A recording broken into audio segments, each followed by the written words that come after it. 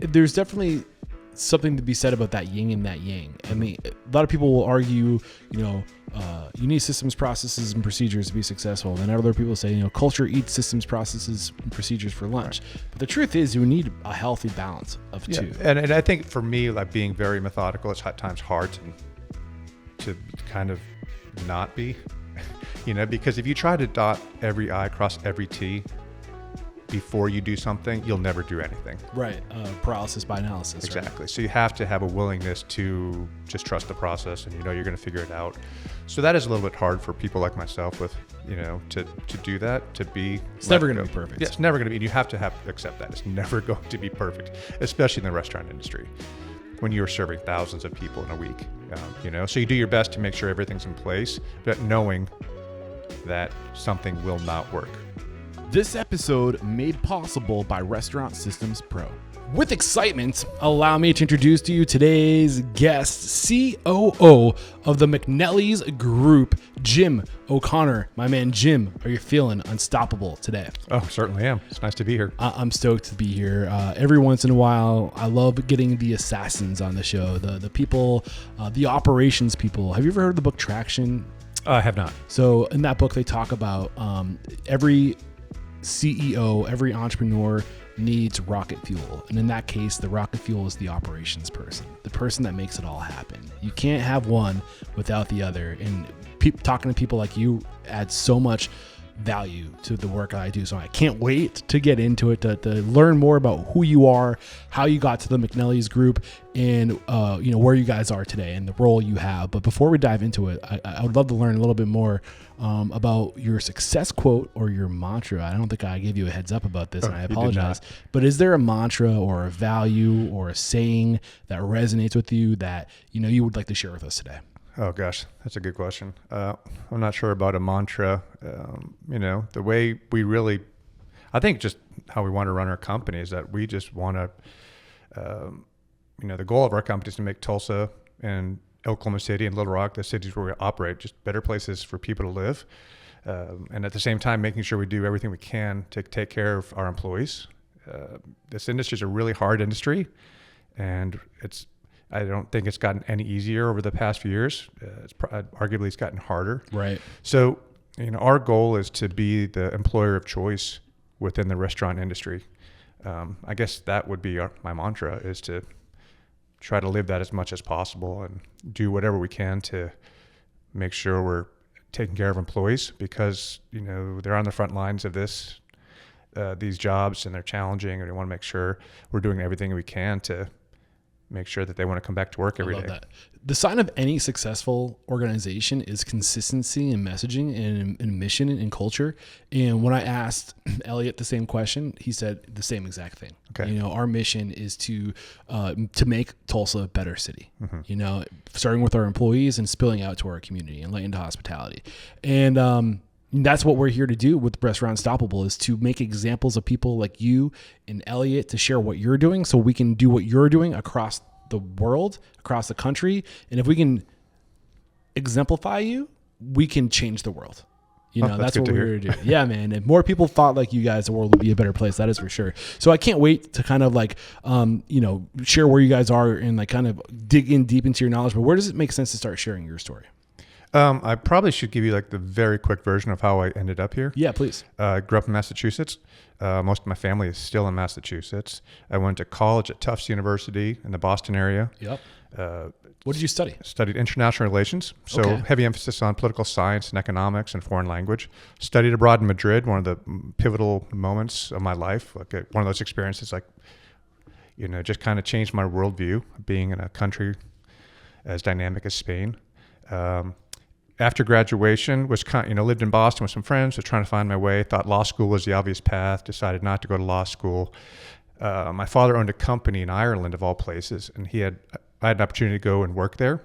So I was over in Ireland for over a year in a small county, in a small town called Longford, and County Longford, kind of north central Ireland. What year is this? This would have been 95, 96. Okay. So that was another great thing. I was just wanted to do something to shake it up. So I decided to go to Ireland and live there. And that was once again, really kind of a pivotal moment for me in life, just kind of getting out of your comfort zone, going somewhere. When I arrived, I was like, man, I made a big mistake. I probably should have just stayed back in Boston. But ended up really falling in love with not only this town that it's not many people visit. It's just not on, most tourists never go through there. But I fell in love with the town, and particularly the pub culture of that small town, where the social lives really revolved around going to the 3 or 4 pubs in the heart of the town. Can you get into like what pub culture was like? Because it's not just about drinking, right? It's more than that. I think that's one of the biggest misconceptions that Americans have about the pub, and in particular the importance of the Irish culture. It was I think it's changed in recent years, but historically it'd be very unusual for anyone to have any alcohol in their home. Maybe they'd have a bottle of whiskey tucked away somewhere. That's changed now. People do have I think now maybe with the kind of the emergence of the Costco type stores, that's changed in Europe and in Ireland in particular. Got it. And the drunk driving laws are so strict that sometimes people now will tend to stay home. But back then, it was very unusual for anyone to even have like a 6-pack of beer in their house. If you wanted to have a drink, you would go to the pub and you would meet up with your friends. It really was the place where any important social event happened was at your local. So people would just congregate in those places for everything. Yeah. You know? Do you know the origin story of pub? The origin of that word, pub? Well, just public house, you know? Yeah. And the publicans living oftentimes above the pubs that they would come down. And, but you know, in Ireland, that was the spot where everyone, you know, met for to celebrate the good and bad times in life. Yeah. The history of hospitality is fascinating, you know, and I think that we take it for granted today. Like it has become such a transactional, like the hospitality industry has become so transactional, where it's, you know, we forgot from what that was born from. It was born from public houses, you know? Right. And I think the pub, to me, a pub is like kind of the epitome of what hospitality is. You were letting people into your house. Right. And oftentimes your family members were there. You know, your kid would go down and help run those pubs. And you have a few of those left in Ireland, like Nancy's out in the West Coast is still like that. It's family run, and it's been for, I don't know, 3 or 4 generations. Yeah. I mean, I think it was Starbucks that coined like the third place. Yeah, but the pub is kind of the original third place. Exactly, 100%. And it was where you went in America as they were colonizing. If you wanted to start a town, you needed to first not have a post office, not have a church, not have a town hall. In order to qualify, that the thing you needed was a public house. Right.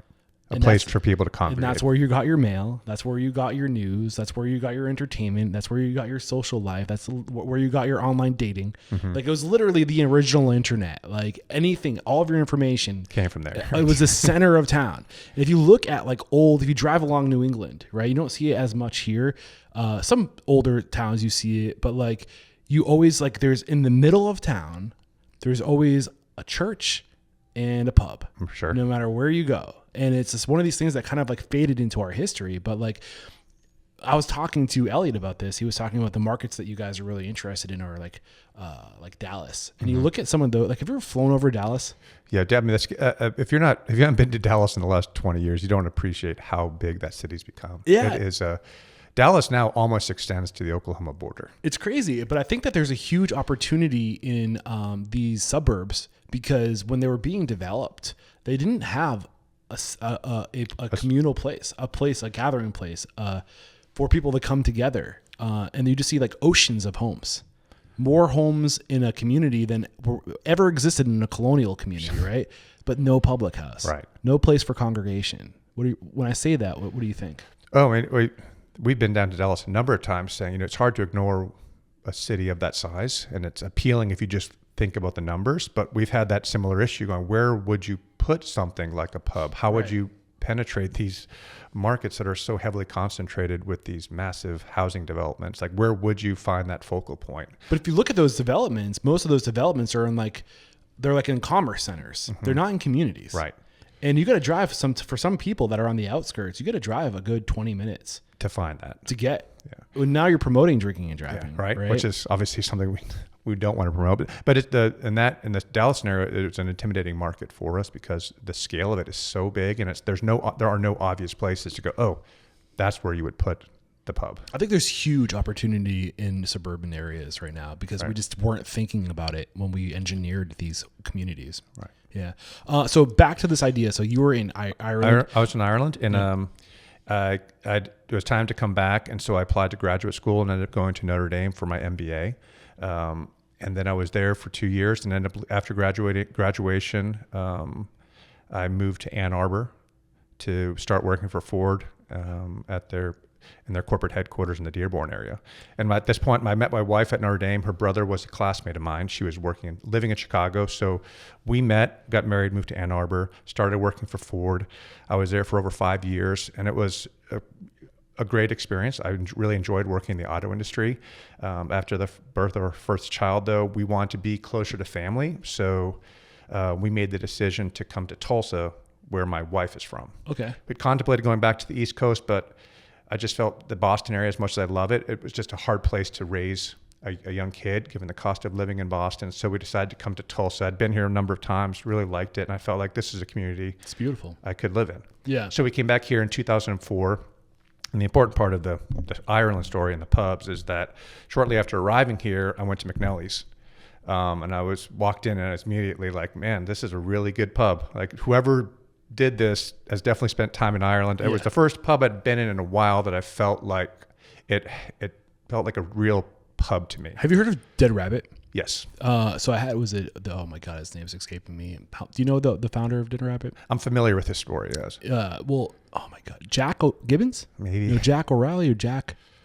Sorry, I forget. Yeah, that's too many names in my head. I'm going to New York this summer, and I'm very much on my plan. I have notes of places to go, and Dead Rabbit's one. But yeah, a big part of what drove their brand, the Dead Rabbit, is because there's this stereotype of Irish pubs, and like the American Irish pub is like just like a total like a slap in the face of like Irish culture. Right. It's just like leprechauns and this caricature of what Ireland is. Yeah, exactly. And he, with his mission with the Dead Rabbit, was really to kind of show people what actual Irish pub culture is all about, with the attention to detail, the craftsmanship around the drink and the food, and really delivering that authentic Irish.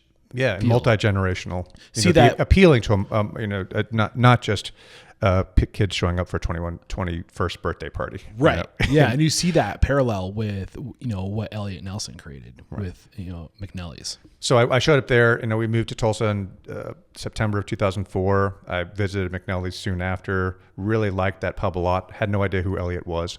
Eventually was introduced to him by some mutual friends, and at that point, we had a connection to Notre Dame. He went to school there as an undergrad. I went for grad school. So, drinking Guinness and talking about Notre Dame football became a connection point for us. How old were you at this point? At this point, I would have been 32, I think, 32, 33. And no prior restaurant experience? No prior restaurant experience. Except for going to pubs. Always fascinated by restaurants and always fascinated by food and always adventurous in terms of what I was willing to eat. I'd try anything. And so I was always fascinated by the restaurant industry, but had never worked directly in it. So Elliot and I just became friends, and we had a common connection from Notre Dame. It turns out we had a mutual friend there that we didn't even know about at the time. One of my, a guy whose wedding I was in, who's my wedding, Elliot knew him. And so we had this connection point, but unbeknownst to us, we had been at tailgates together and didn't even know it back in the day. Okay.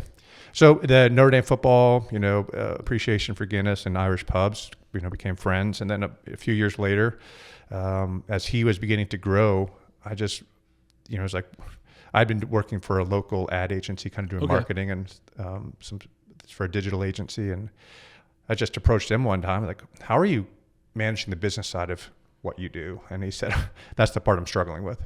So eventually I joined him in 2008. So January of 2008, I joined on with a role that was probably at the time, I'm not sure what my title was at that time.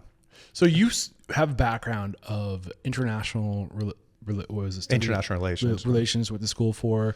You were at for doing what exactly? I was in a management training program, so I bounced around from different functional areas. Okay. I was in marketing, I was in purchasing, so I saw different parts of that company, but it was, very much a corporate job. Yeah, very rigid, very lots of structure. I'm sure, lots of structure. That translates. Yeah. And that was what Elliot, I think you admit, he didn't have at that time, was that structure. So a lot of it early on was just getting some structure. Right. And then an ad agency. Yeah. What were you doing with the ad agency? That was just a lot of, managing clients, project development, and really, so at that time that it was pretty early on in like, a lot of companies like, hey, we need our first ever website, or we had our first ever website that my kid built.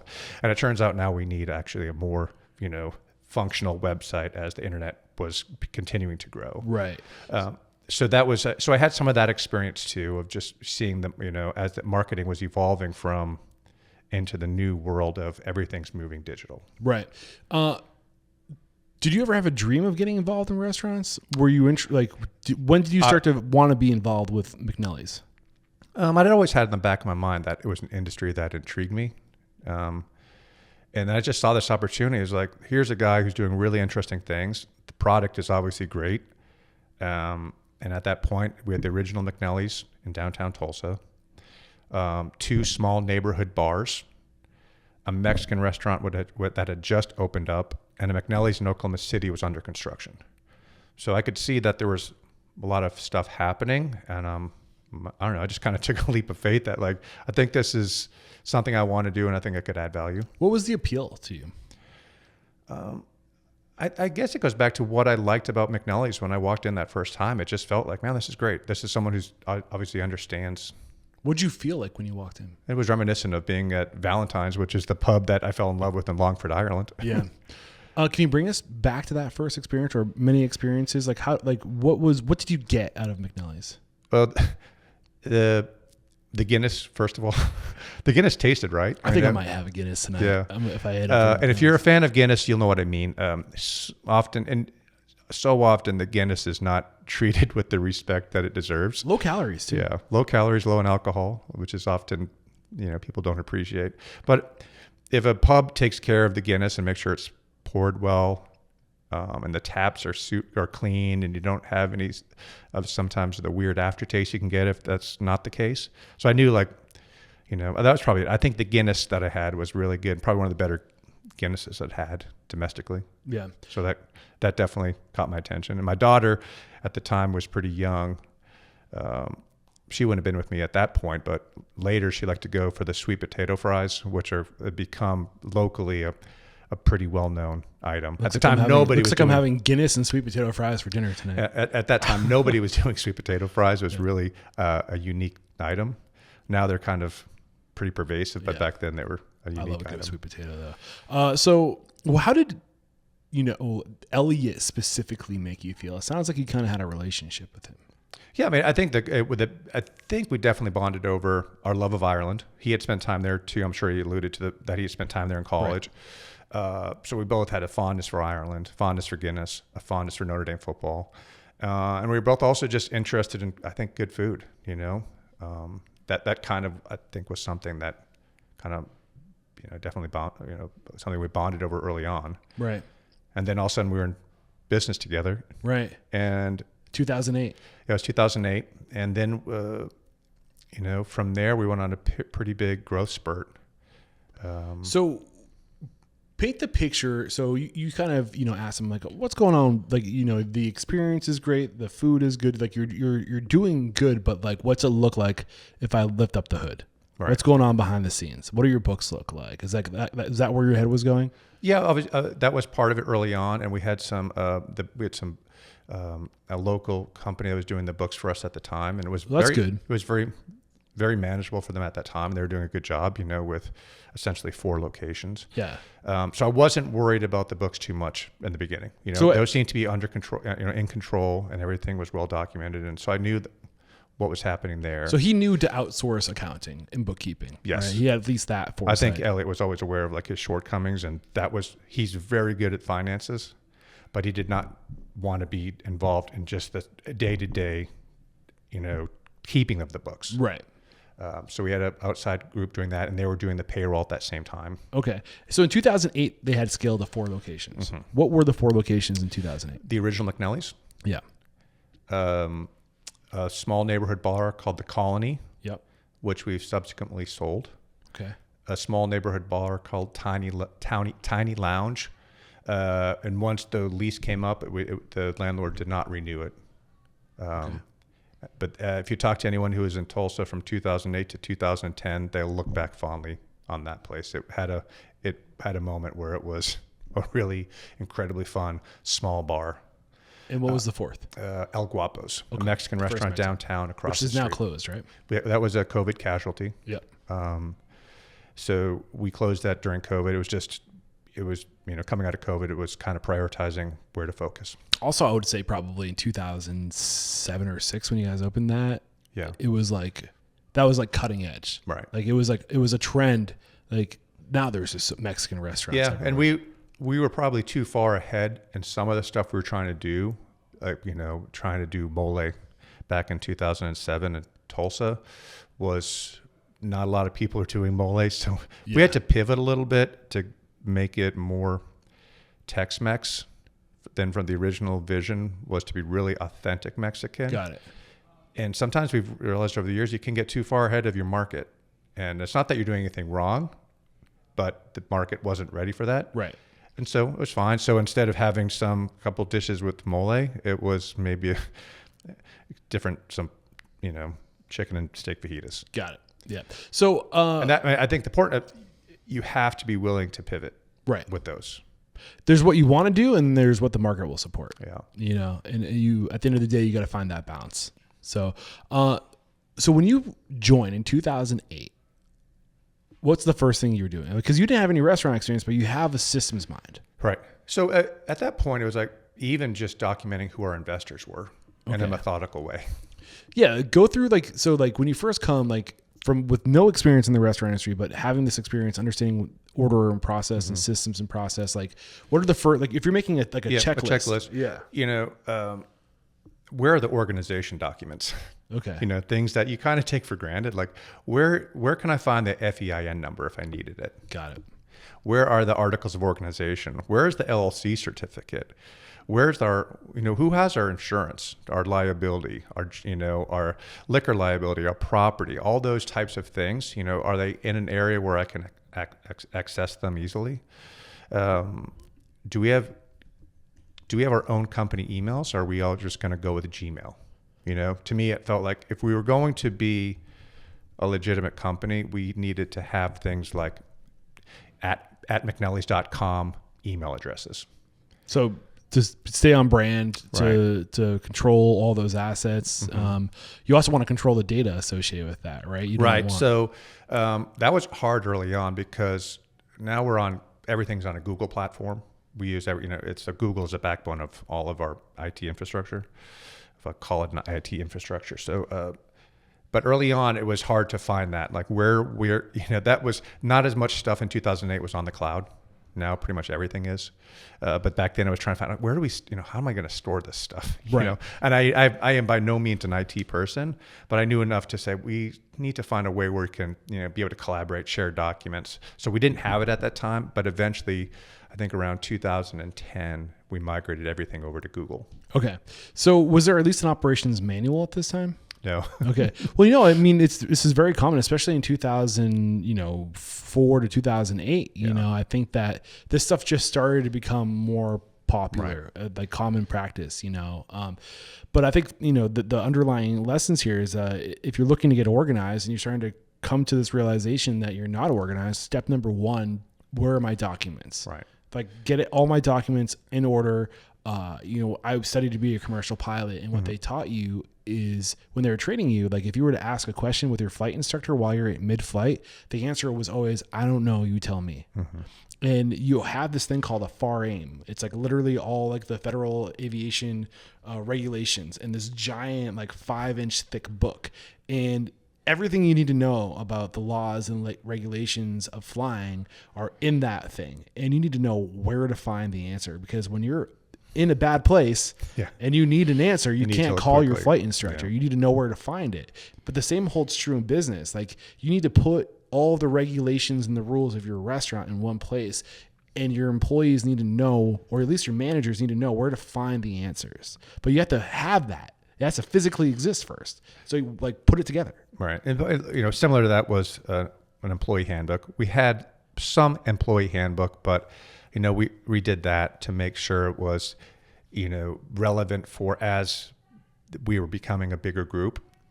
So we worked, you know, with a local law firm to make sure our handbook was where it needed to be. Right. So a lot of the stuff is not the glamorous part of running a business, but is the part you need, especially as you begin to grow. Yeah. Making sure those are signed off on, and the beginning to, you know, so is that, I was very involved in those type of things early on. Organizations, just like organizational function. But then the second thing I heard was just communication. Mm-hmm. So you had documentation, and then we need a system for communication. Right. Getting our emails figured out. What about, would you organize like weekly or annual meetings or something like that? Yeah, with investors, you know, we would do communications with them, you know, and typically just via email about, hey, this is what's happening. So that was a lot of what I did up front, was just to make sure we had some structure. And then as we started to do new places, it became more of a, and this is constantly evolving, as a checklist of what we need when we open a location. And that's, every time we do it, I feel like we're adding new things into that checklist. So that's evolved over the years. Where did you, is this evolution of your checklist where you go into outside resources to get inspiration for this checklist, or is it just through trial and error? Trial and error. Yeah. You know, they're you know, it's the obvious things at first, you know, and then it's like, man, this particular process takes a long time. We should move that up into the timeline, so we're not scrambling when we're opening. What are the less obvious things in your checklist? Some of the things that, you know, over the years would catch you off guard, like making sure you have your contractor you're working with has insurance. You know, we never got burned on that, but making sure that, you know, that they have a builder's risk policy when they're building something on your behalf. Yeah. Because God forbid you're at the end of a 6-month build out and there's a fire and the whole everything's gone. Right. You don't want to find out afterwards that he was underinsured. Yeah. What are some other less obvious things that you think should be on that list? Some of the less obvious ones, you know, for it, depending on the state you live in, getting like things like your liquor license, that can take a long, long time. Yep. And so you better understand what the regulations are, probably before you even sign a lease. Because you don't want to find out after the fact that you built too close to a church, for example, and that prevents you from getting a liquor license because you want to do a bar, but you're within 300 feet of a church, and that the local laws do not allow that. Right. Yeah, I think, and that's a tough one because there isn't like a standard for it, because every state's so different. Even cities are different. Yeah. Every city is there. Like there's no standardization to it. I mean, there's some general probably standards, like common practices, but you have to really know your state ordinance. Yeah. So where did you go to figure that? Did you just go to the town office? I mean, a lot of that you started at that point, probably reaching out to some other operators too about how to navigate those things. And Elliot still had a lot of that knowledge. He had done it 4 times by the time I joined. Yeah. But I was just trying to be more methodical about it, you know, and thinking about those things ahead of time. Yeah. And I don't know if this is a good thing or a bad thing, but it seems like the more restaurants you open, the faster the process goes, because you start to develop relationships. Right. And people see your name come through, and they might like know that like you're going to be easy to work with. Right. Or like, it's probably not a good thing that that's true, but we're humans after all, you know? So as you develop relationships, you can lean on those relationships to kind of lubricate the process a little bit. Yeah, without a doubt. You know, after you do it for a long time, at least you know who you can call if you run into a roadblock. Right. You know, you're like, okay, this sucks, but I can call whomever and they can help me at least get through this. And that's when early on you don't have those contacts necessarily. Right. So sometimes you just have to brute force it to figure it out. Yeah. I think the most important thing that you mentioned was that, you know, it's whatever your process is, whether it's an opening checklist process, like it's constantly evolving. Mm-hmm. You know, it's constantly. And if it's not evolving, you're probably missing something. Right. You know, as we've grown and added on new technologies, that's a part of our process now, making sure making sure that on our loyalty app, we have a loyalty app, and making sure that the functionality is for the loyalty app is embedded in the point of sale system. Right. So when customers coming down at a new location, they're getting credit for it. So real quick, so when you came on board, they were at 4 locations. Mm-hmm. Today, I think you're at like 26 or 27? 26. 26. How many unique concepts? 11? 12? 12. Yeah. That's terrible that I can't answer that. Yeah, I think we have 12 unique brands. And multiple and we have some locations, some brands we've repeated on, multiple, like the original McNellie's, they're on our 3 locations. So what is your lane today? Your title is COO, but underneath that title with the McNellie group or McNellie's group, what subtitles are there? What focuses, what responsibilities do you have? HR is a big focus. Got it. Marketing.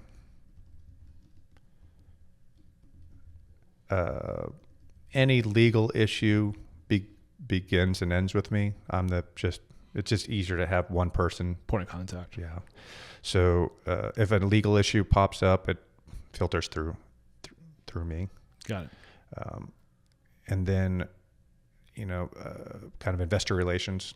I'm typically a primary contact if an investor has a question about something, looking for a K1 or, has a question about when the K1's coming out, things like that will filter through me. What's also. a K1? A K1, I would describe it. A K1, if you were an investor in an LLC, a K1 is the equivalent of a W-2. Okay, got it. It's like a W-2 for tracking investors. where the money goes. Yes. All right. Investor documentation. So, how was it always? How long were you focused on these things, or did you fall into those responsibilities over time? I think over time, and Elliot's skill set is he's a classic entrepreneur, right? He's looking for new things to do all the time. Visionary. He's a visionary. He dreamer. He'll see opportunities before I would ever see an opportunity. So he's, I think, best suited when he's out there doing that and staying out of the weeds. Yeah, that's most restaurant owners. Most restaurant owners need gyms in their life. Yeah. So, he wants to do everything. I don't want to do anything. He wants to take every opportunity that's presented. I'm a little bit like, let's pump the brakes. So, yeah. Yeah. Have you considered this? Yeah. But I think you need both sides of it, right? For sure. Because there are things I never would have done, but he saw an opportunity and he was right. We built a world-class steakhouse down in a dark alleyway in downtown Tulsa that it didn't make sense to me at all when I first heard what he wanted to do, and now I'd argue it's one of the best restaurants in the region. What up, unstoppable restaurant owners and operators? We have to interrupt today's video to let you know that Restaurant Unstoppable and Restaurant Systems Pro, we're taking our relationship to the next level. Beginning in July of 2024, Fred Langley, CEO of Restaurant Systems Pro, is making himself available once a week in Restaurant Unstoppable Network to answer all of your restaurant systems questions, whether it's the profit margins. He will look at your P&L. Bring your P&L. He will take a look at that. He will dissect it. He will help you find your profit, whether that be through budgeting, inventory management, costing recipe cards, labor, checklists, you name it. He is a master on restaurant systems, and he's making himself available to you.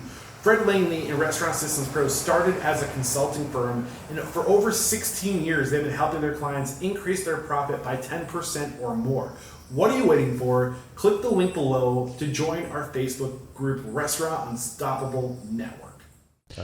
There's definitely something to be said about that yin and that yang. Mm-hmm. I mean, a lot of people will argue, you need systems, processes, and procedures to be successful. And then other people say, culture eats systems, processes, and procedures for lunch. Right. But the truth is, you need a healthy balance of two. And I think for me, like being very methodical, it's at times hard to kind of not be, because if you try to dot every I, cross every T before you do something, you'll never do anything. Right.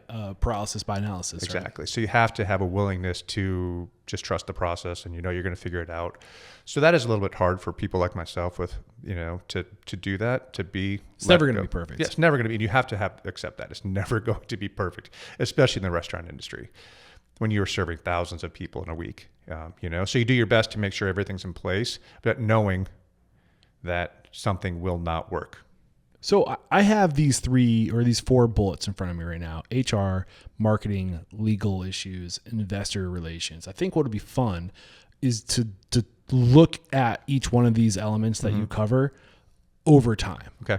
Points of evolution. I don't know if it makes sense that as you're talking, like, what was your evolution? What were the struggles for you? HR is an easy one. Okay. The biggest inflection point when we left a local company here, we realized we're at the point where we needed to take our books in-house. So when is that point? When do you know that point happens? At that point, we probably were about at 6 locations, maybe 7. What is the benchmark of letting you know when you're at that point? There was a point where we had a rough month in terms of profitability, and we didn't know it for too long. Okay. How long did you know that? How long did it take before you realized you had a rough month? My recollection is we got the P&Ls maybe 6 weeks after the fact. Okay. 4 to 6. It was a pretty significant gap. And this is not being critical of the company that was doing it. It was just kind of how it was done, right? They were given that kind of time frame, say it was maybe it was 4 weeks, 5. But by the time we got that information, it was so far gone. We were so far, we couldn't do anything. And so what was the result of not getting that information? We didn't realize. We had a sense it wasn't a great period, but it was significantly worse than we had. Was it so bad that if you had gotten if you had been more aware in the moment, you could have done something about it? Yes, possibly. We could have reached out to GM and said, hey, by the way, we're off to a really bad start. We need to be on eyes on everything. Make sure you're on top of your labor. Make sure you're cutting cost when possible. Cost of goods. Let maybe not hold off on if you need to do a big order. Hold off until as long as you can. Actual versus theoretical things like this. So that was an eye opener for us. We said we need this. We need information more quickly so we can react more quickly. Did you have to fire people as a result, or lay off people as a result? We didn't. Okay, we had to part ways with that company, and that was hard because we had been with them for years and we genuinely liked them, right? But we just realized we were getting too big for them. So that wasn't. They weren't doing anything wrong other than the fact that we had just become too big, and it became hard for them to manage what we needed. Got it. So some of the benchmarks that I've heard around this 6-unit location, this might not be universal stuff, right? But it's like a good, relative to you and your organization. You're at 6 units. The data wasn't coming in fast enough where you could self-correct. The ship was getting too big that you couldn't move fast enough to make corrections. We just needed to be able to analyze information faster. Yeah. So you brought it in-house. This was 2000. That was 2010. Okay. What did that look like then? So then we hired a consultant to help us find an accounting system that worked for us. And we were with that accounting system for a number of years. It kind of ran its course. And what was that system? It was called MoneyWorks. Okay. Just a general ledger. We wanted a flexibility. We wanted some flexibility to, believe it or not, that it worked on Macs. We liked working with Macs, so that was one of those things that drove our decisions, and also the flexibility to do period accounting, which is often it was popular with. At that time, we were coming away from. We wanted to get out of monthly accounting and into period accounting. Were you the accountant, or did you guys hire an accountant? We hired an accountant to help facilitate this transition. Got it. Of getting all of the information from the company that had been doing it into this MoneyWorks accounting system. And who became the bookkeeper? We had a controller. Okay. So her role expanded at that time. Got it. So that was probably a 6 to 8 month project of getting everything. It's not easy. Inside. Yeah. In 2010, did you have things like costing, like recipe costing cards? Kind of, yes. I mean, we had ideas of what the theoretical cost should be. And one of the goals at that time was to find a system that could do theoretical costing for us. That system did not have that capability, but it was on our radar. Yeah. So we at the time made the decision that was the best system for us at that time, and it would allow us to take everything internally. Okay. So it was a huge challenge and a lot of work at that time, but we were pretty quickly happy with having that information at our fingertips. Got it. What were the different iterations between this point, 10 years in, and where we are today at 21 years in? I'd say about 6 to 7 years later, we migrated off of MoneyWorks into an accounting system called Compete. Okay. And Compete is now part of Restaurant 365. Right. It was acquired, what, 4 or 5 years ago? Right. So that was the evolution of it. And, we went on to, Compete is in the cloud. So it was and very specific for the restaurant industry. Yeah. So it was built for restaurants. And so that was a huge improvement for us making that move out of MoneyWorks. Restaurant 365's biggest computer until they were purchased by Restaurant 365. Exactly. And I think that, so are you grandfathered into the Compete software? As far as I know. Yeah. So you're not using Restaurant 365. You're still not. using Compete. And I think. And my team's really happy with that. Sorry, go ahead. Yeah. So, hopefully we can continue to use it. I'm not sure about the long-term plans. I think you'll be able to continue to use it, but the support for it's going away. Okay. I think, don't quote me. Mm-hmm. Allegedly, this is what I've heard, or this is like the rumor, but I don't know if this for fact, that like it's there. And if you were using it, like you're in the system, but they're no longer selling it. Okay. So you can no longer if you're like, hey, I want Compete. Sorry, it's not an option. You got to use Restaurant 365. But I don't think they're going to, since 2000, I think it was 1920 when they made the sale. I can't remember exactly. It was probably I think around that time. Yeah, approximately. Has there been evolution to the platform?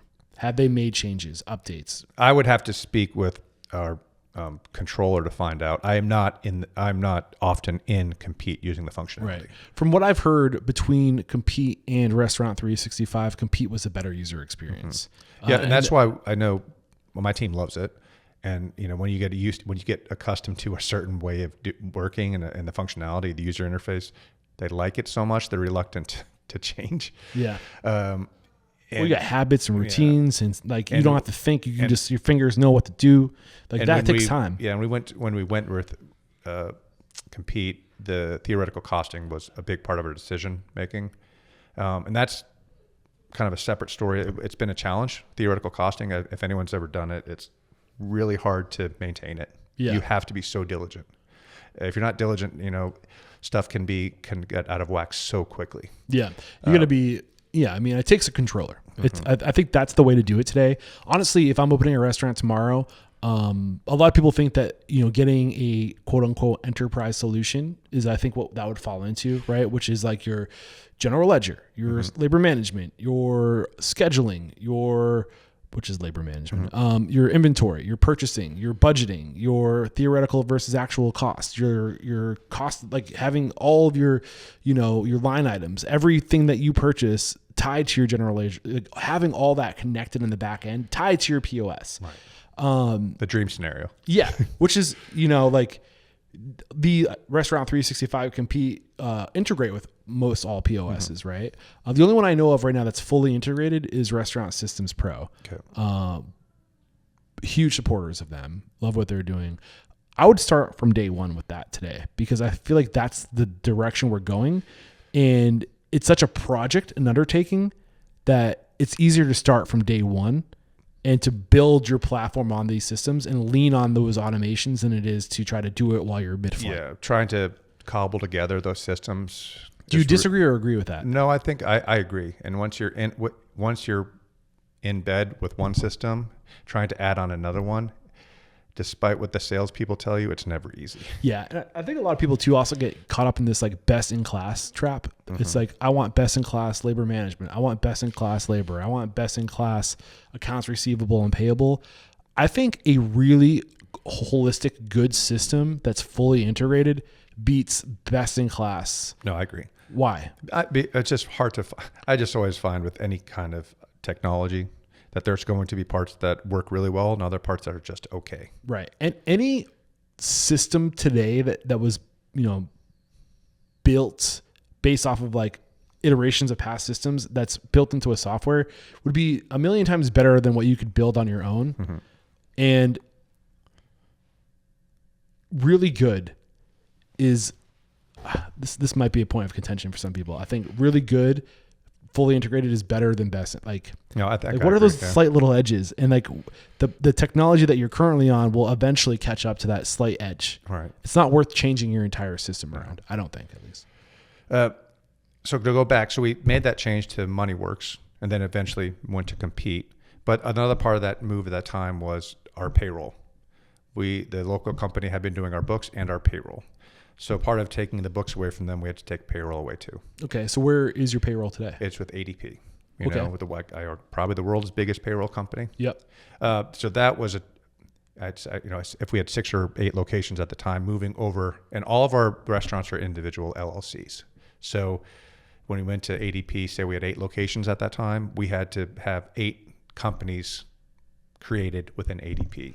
So that was 2010, and yes. you've been with ADP since? Yes. And what has that? Dive into your experience with ADP. It's like any long-term relationship, there've been highs and lows. For the most part, it's worked really well. We've gotten better at when we add new locations, to understand where we are going to have issues. Typically, those issues for us are making sure payroll taxes are getting submitted to the state in a timely manner. There's a weird thing where sometimes there's a lag between you getting your withholding numbers once you start operating until getting that number into the ADP system. So then making sure that ADP that can then talk to, for us, would be the Oklahoma Tax Commission. So making sure that's happening when it needs to happen has been somewhat problematic over the years, but we've done enough. We know how to navigate that, knowing this has been an issue in the past, so to keep an eye on this to make sure Add it to the checklist. Yes, exactly. So I know it now, to make sure after we've run a few payrolls at a new location, to make sure that the taxes are being collected and being remitted to where they need to go by ADP. Yeah. I like to think in terms of like rituals and checklists. Mm-hmm. People think like checklists. I'm like, checklists, there's there could be hourly checklists, there could be daily checklists, there could be weekly checklists, there could be monthly checklists, quarterly checklists, annual checklists. It's all the things that have to happen on a rhythmic schedule.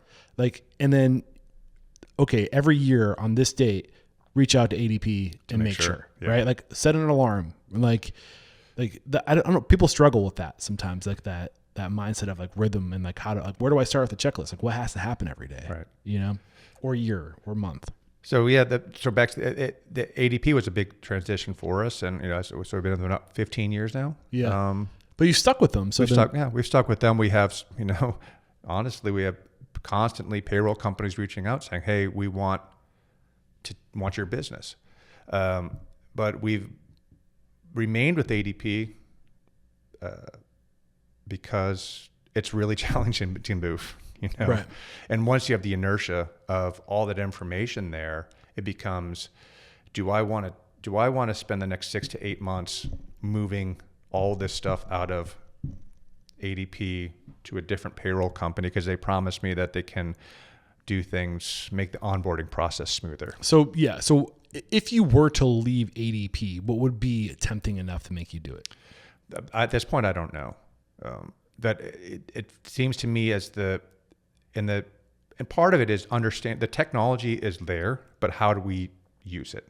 The technology is there, but how do we use it? What do you mean by that? Meaning that ADP has you can do online onboarding. Okay. New employees.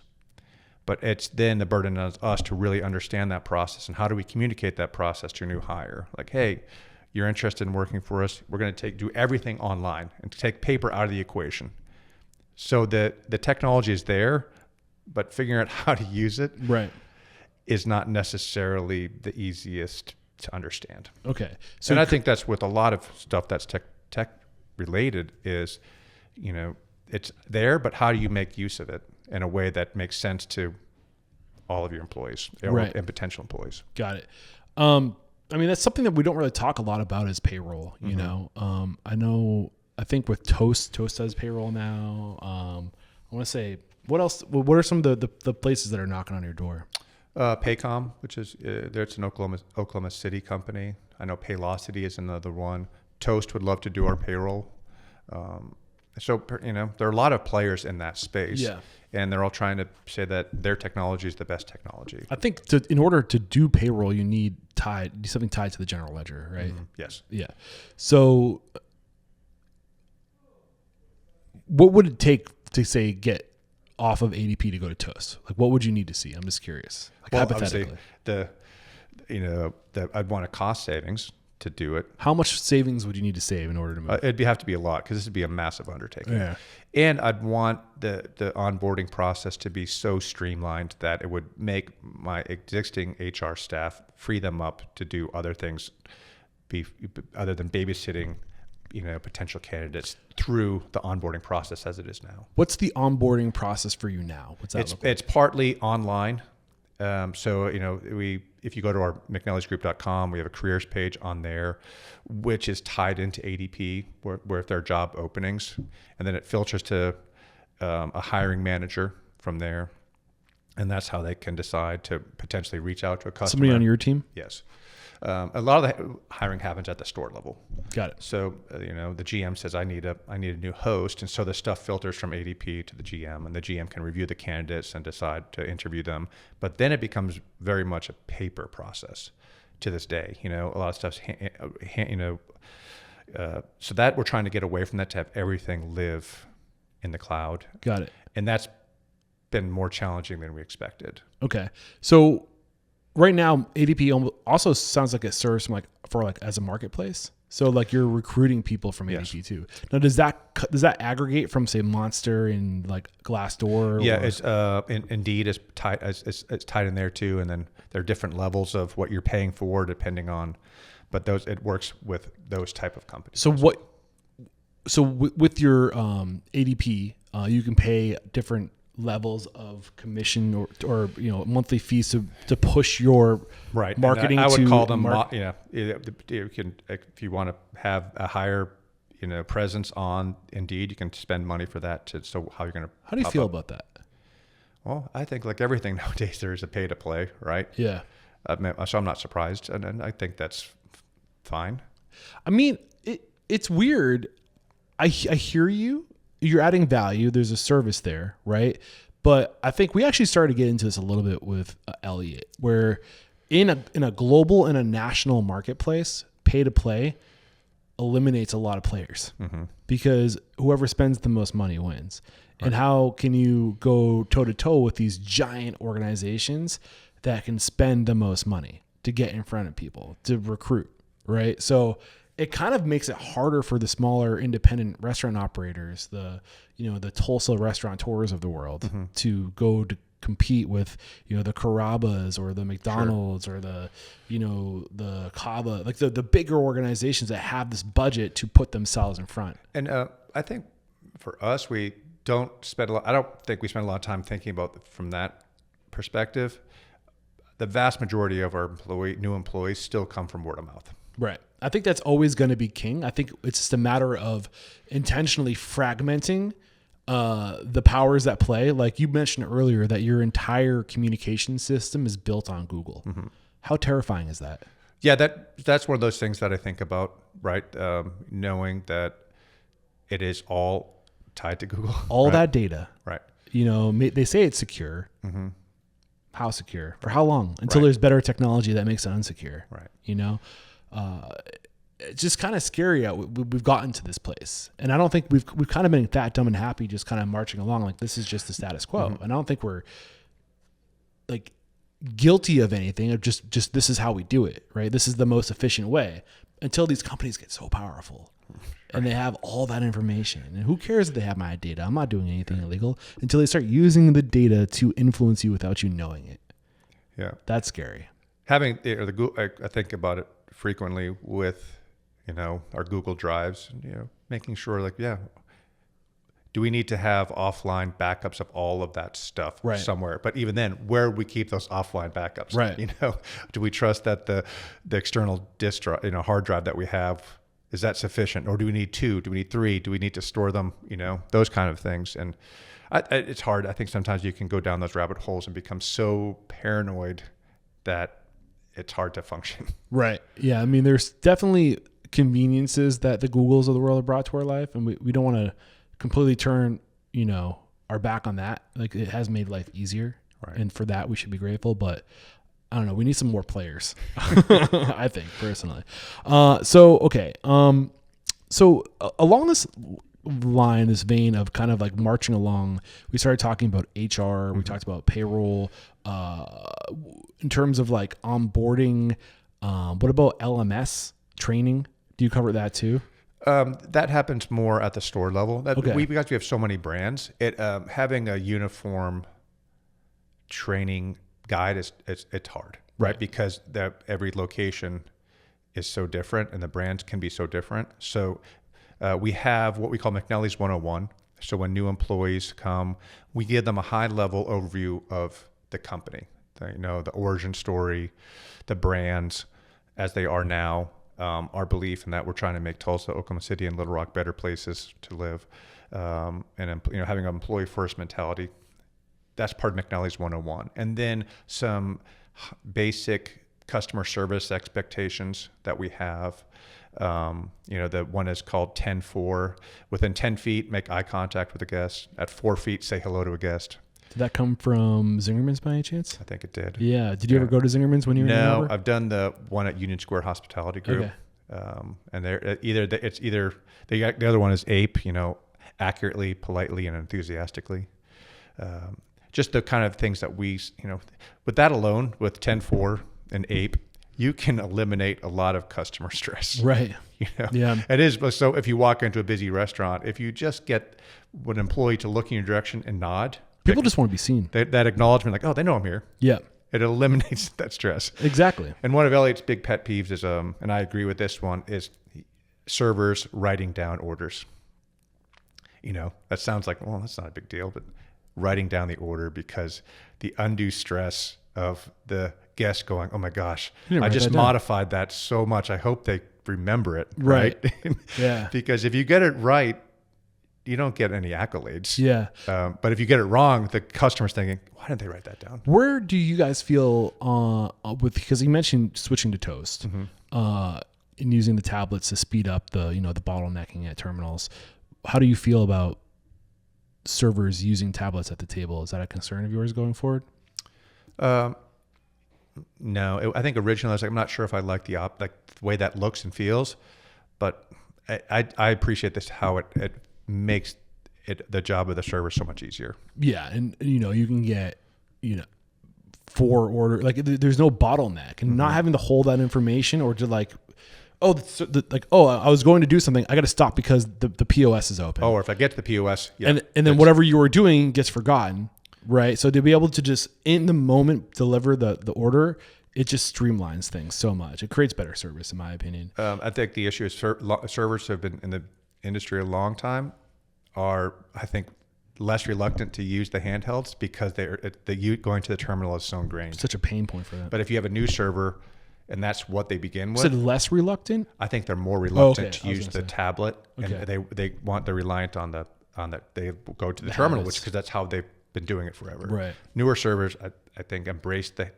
tablets more because they don't have that as much experience of just going to the terminal. They don't have the habits of formed. I mean, it makes so much sense. But I mean, I kind of go back and forth sometimes on this. Like if you're on the tablet entering an order, it feels so disingenuous because you're not as connected to the guest. But is it any different if you're writing and you're looking at a notepad? Either way, you're doing this or this, right? Like you're tapping or you're writing and you're looking. I don't know about you, but like I'm looking at the piece of paper when I'm writing. I'm not that talented where I can make eye contact and like take an order. Like some people can do that. Yeah, I think I think people have become so accustomed to technology in our lives that I don't view it as an invasive into the experience. Yeah, and like when you're writing the order down, like you're stopping and making eye contact. You do the same thing with a tablet, you would hope. I don't know. I never really understood that argument. Yeah, I think there's more benefits than cons. I agree. Okay, so HR, marketing, legal, investor relationships. I would like to kind of touch on marketing, legal, and investor relationships and the evolution over time, like we did with HR. Is there anything relative to HR in terms of, technology or systems or improvements that we should be aware of before we pivot off? No, I think that, HR is a huge, it's a beast. And it's, it's a lot. It's just, we have, I don't talk a lot about it on the show. Close to 1,000 employees. I think my advice to anyone would just be, we didn't have an HR director until I think we were over 10 to 12 locations. Yeah. But at a certain point, if you get big enough, you'd really need that HR expertise. So if we're looking at a hierarchy, and next to every title, there's a list of responsibilities. What are the list of responsibilities under HR director? Making sure all your documentation's in order. It's important to that you have all that stuff in line. You can find it, and we have a health insurance. So health insurance it's a lot to make sure you're getting people the information they need, helping them if they have a challenge. Understanding. For some employee, that's like a whole different language. What are you talking about? Right. I have no clue. I've never heard these words before. And then we have a 401k plan, and making sure that the only barriers to entry, the only barrier to getting into our 401k is you have to be at least 21 years of age, and you have to have worked for us for 1 year. Okay. So then at that, you can then join our 401k plan, and explaining what a 401k plan is to some people who might not know what it is, right. And how that you can deduct, part of your paycheck and then, save it. High interest savings, essentially. Although they're saying now we're living so old that the 401k was never designed to support 90 and 100-year-olds. Right. So I don't know. So the HR thing is, I think, if you're busy running a restaurant, it's really hard to think about those kind of things. But I think a lot of operators get tripped up by, things like payroll taxes and your state unemployment. Do you know what your, for one of those things that I didn't really understand for a long time was what is your unemployment tax rate? Do you know what that is? Because in the state of Oklahoma, when you form a new entity, you start off with an unemployment tax rate of 1.5%. And depending on do you send a lot of employees into unemployment or do you send a few employees? Your rate goes up or down every year. I'm not sure if a lot of operators are in tune with that. And if you're not aware of it and you end up having a lot of employees who end up on unemployment, your rate can really go up pretty significantly. During times like the pandemic, where you had no choice but to send people on unemployment, did that get factored in, or was there a pass given? There was a pass given. I would hope so. So that did not, obviously everyone's rates would have skyrocketed. Right. But that's one of those things, if you're a new operator, you might not be aware of, every year you get a letter from the Unemployment Commission telling you what your rate for the coming year is going to be. And you only have a small window of time to challenge that. Yeah. Which is also a reason why if someone leaves you for you had to fire them for legitimate reasons, and if they file for unemployment, if you fired them because they were stealing from you, but you don't challenge the unemployment claim, that will go against you. Right. And this is one of the reasons why it's so important to document. I think a lot of operators are so busy running restaurants that they don't think about those things. Then all of a sudden your unemployment rate creeps up to 3 or 4%, and that becomes a really burdensome number. But this is all to incentivize you from not being reckless with other people's time. Right. Don't overhire then fire people, because that's not fair either. Right. So and then people at times rightfully deserve to get the unemployment. But you just want to make sure that you're aware of what that number is. And then for most of our places, they just trend down over time because our turnover is not particularly high. So what is a low turnover? We view it by the number of W-2s that we generate in a given year. So off the top of my head, I couldn't tell you for certain, but I know it's lower than the national average for the restaurant industry. Got it. Okay, if we were to pick one of these topics, marketing, legal, or investor relationships, which ones do you feel most passionate, most knowledgeable, things that you can share with us? Probably marketing. Marketing? Okay. Well, I think how much it's changed since I joined the company in 2008. Yeah. Marketing was significantly easier back then. Right. So I could say I'm passionate about marketing, but I'm not sure how knowledgeable I am. The landscape has changed so dramatically. In 2008, you're gonna hit a vein with me, man. Yeah. I have opinions. Yeah, in 2008 there was a local free publication, and gosh, it's been so long I can't even think of the name of it. We advertised in that. That was like our main form of advertising, was doing print ads in this free publication. Okay, and people picked it up, and we could reach a lot of people through that physical publication. I don't really, with marketing, I don't really think it makes sense to talk about the evolution. Yeah. Because I don't want to waste time talking about what made sense 5 years ago. Oh yeah. So but my point was, so we went from that Right. That was the only thing we were worried about. And now it is, you know, it is very hard to make sense of the digital space. If you've ever spent any time trying to go into the depths of Google AdWords, it is one of the most convoluted things I've ever witnessed. And I've spent a decent amount of time in there, and I can barely navigate Google AdWords. Yeah, you know, it's interesting. So I think my point, like, it was like, you know, analog to digital. Like, it was like so clear cut. So clear cut. This is what you do. And now it's like, I don't really know what to do. Right. And I think if you're being honest and if everyone says, and if someone says, we have the answer how to reach your customers, and we know I just don't know how true that is. That is so hard to reach customers now because there is so much noise. Right. Yeah. So I'm going to say some controversial things. You know, before I get into that eventually, I just want to before I share my opinion, I want to hear your opinion. So without getting into like the evolution of where we are with marketing today, like in terms of what you do today, what your marketing looks like today, like what is working for you? What do you do? Right. First and foremost, the thing that works the best is customers coming in and have a good experience. The word Four of mouth, walls marketing, good old fashioned. right? Yeah. If customers go in, they like the atmosphere, they like the food, they like the service, they're going to tell people about it. That is still king. That's it. Yeah. And that sounds really like basic, but that's the truth. With the good feedback lends itself to a restaurant being successful. So what are you doing? Are you being more proactive with getting that feedback? I think that's where technology can be a great tool. So the thing that's probably become our biggest tool over the last, I think it's been 8 years, we're with our loyalty platform.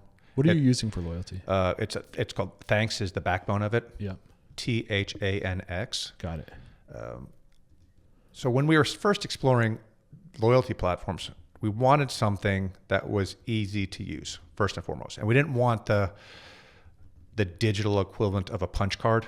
You know, like we wanted something that like made it easy for the customer to show their to claim loyalty points. So the good thing about Thanks is that if you spend money in one of our restaurants, you get credit for that. Yeah. And you can build up points and hit certain tiers.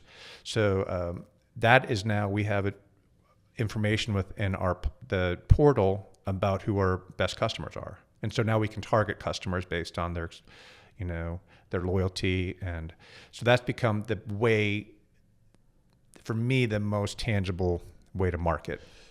So you're segmenting your customer base. So Thanks has been a guest on the show in the past, but that was a while ago. It might be worth bringing them back to kind of talk about the evolution of their platform. I think it was probably like 5 or 6 years ago I had them on. Zach, I can't think of Zach's last name. Zach's the CEO. Yeah, not Zach Oates. No, that's Ovation. Yeah. But I think you're right. Zach something. It's been a while. I need to refresh my memory. But I remember the big takeaway from that conversation is that he understood that what will create loyalty is a path of least resistance. So there's fewer hoops to jump through. Right. But it sounds like what I'm getting from you is you're getting feedback. Yeah. So customers can communicate with us on that, whether a good or a bad experience. Okay. We can through the app, through the loyalty app. And we can see, you know, we can know if someone is dining with us frequently or infrequently. We have a way to, if someone hasn't come in 90 days, we have an automatic trigger to send out to say, hey, it's been a while since we've seen you. We'd love for you to come back. And we tease them with a $5 off, you know? So you can build automated triggers within the platform to make sure you're pinging guests. Sorry, go ahead. So that's something you just set it and forget it. Can you get data on what their behavior is, like what they're purchasing on their like purchasing behavior? We know how much they're spending and where they're spending. We don't know what they're spending. We don't have the line item detail. So it's not tied in with our point of sale. I think that might be the next level. Have you heard of Bicky? Mm-mm. So Bicky's doing something where I think that they are adding that extra layer of customer data where you're looking at the consumer behavior. So now you know they haven't been in 2 months, but that whenever they came in, they ordered the whatever. So now you can say, hey, come back for the Caesar salad. The thing. Yeah, exactly. So I think that's another I need to get Bicky back on the show too, because they were another one that keeps them coming up a lot. So you're getting feedback, you're getting segmentation, you're getting automation, right, and incentivizing repeat visits. What else happens with things? It's really, there is a lot of information there. You can find out, the highest spenders, the lowest spenders. You can really segment by any customer who ate at one of our 2 Yokozunas in the past month, and then you could target those specific customers. Okay. And do you treat high spenders different than low spenders? I think you have to treat the people who are most loyal to you, right? So what does that look like? So we give them, special offers that are exclusive to them. We call them our champagne members. So if we have maybe a new location open and we've been open for a few weeks, maybe we'll send them, hey, come sneak peek this place and come in. Here's a sizable reward to come check it out. So you're incentivizing them to stay loyal. Yes. Because you get that top tier customer exactly. attention. Anything else worth mentioning relative to thanks? No, but we've been with them since 2016, and we've gotten better at understanding the information on the platform. It can sometimes be overwhelming. There's so much information. Sometimes you're like, my gosh, how do you make sense of this? Right. But as we've gotten better with it and understanding how to segment, like, hey, we want to do an offer at a new restaurant. Which of our other restaurants make the most sense? What are the cohorts for that? Right. For this particular restaurant. Yeah. So some of that is very much art. It's like you're kind of guessing. Like, I think the demographics of the new restaurant will be equal to these existing restaurants. Got it.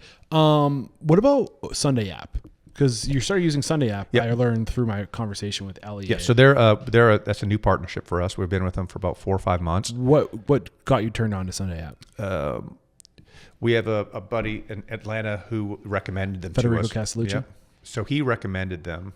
And so we talked to the people at Sunday, and the founder, they have a bunch of restaurants in Europe. I don't know, 30 plus restaurants. So 7 countries. So we saw how they use the information that they collect to make business decisions. So it was appealing, and it was impressive how much data they have, but it was presented in a way that made sense. Can you remember what was most impressive that appealed to you that you wanted to get a little action of?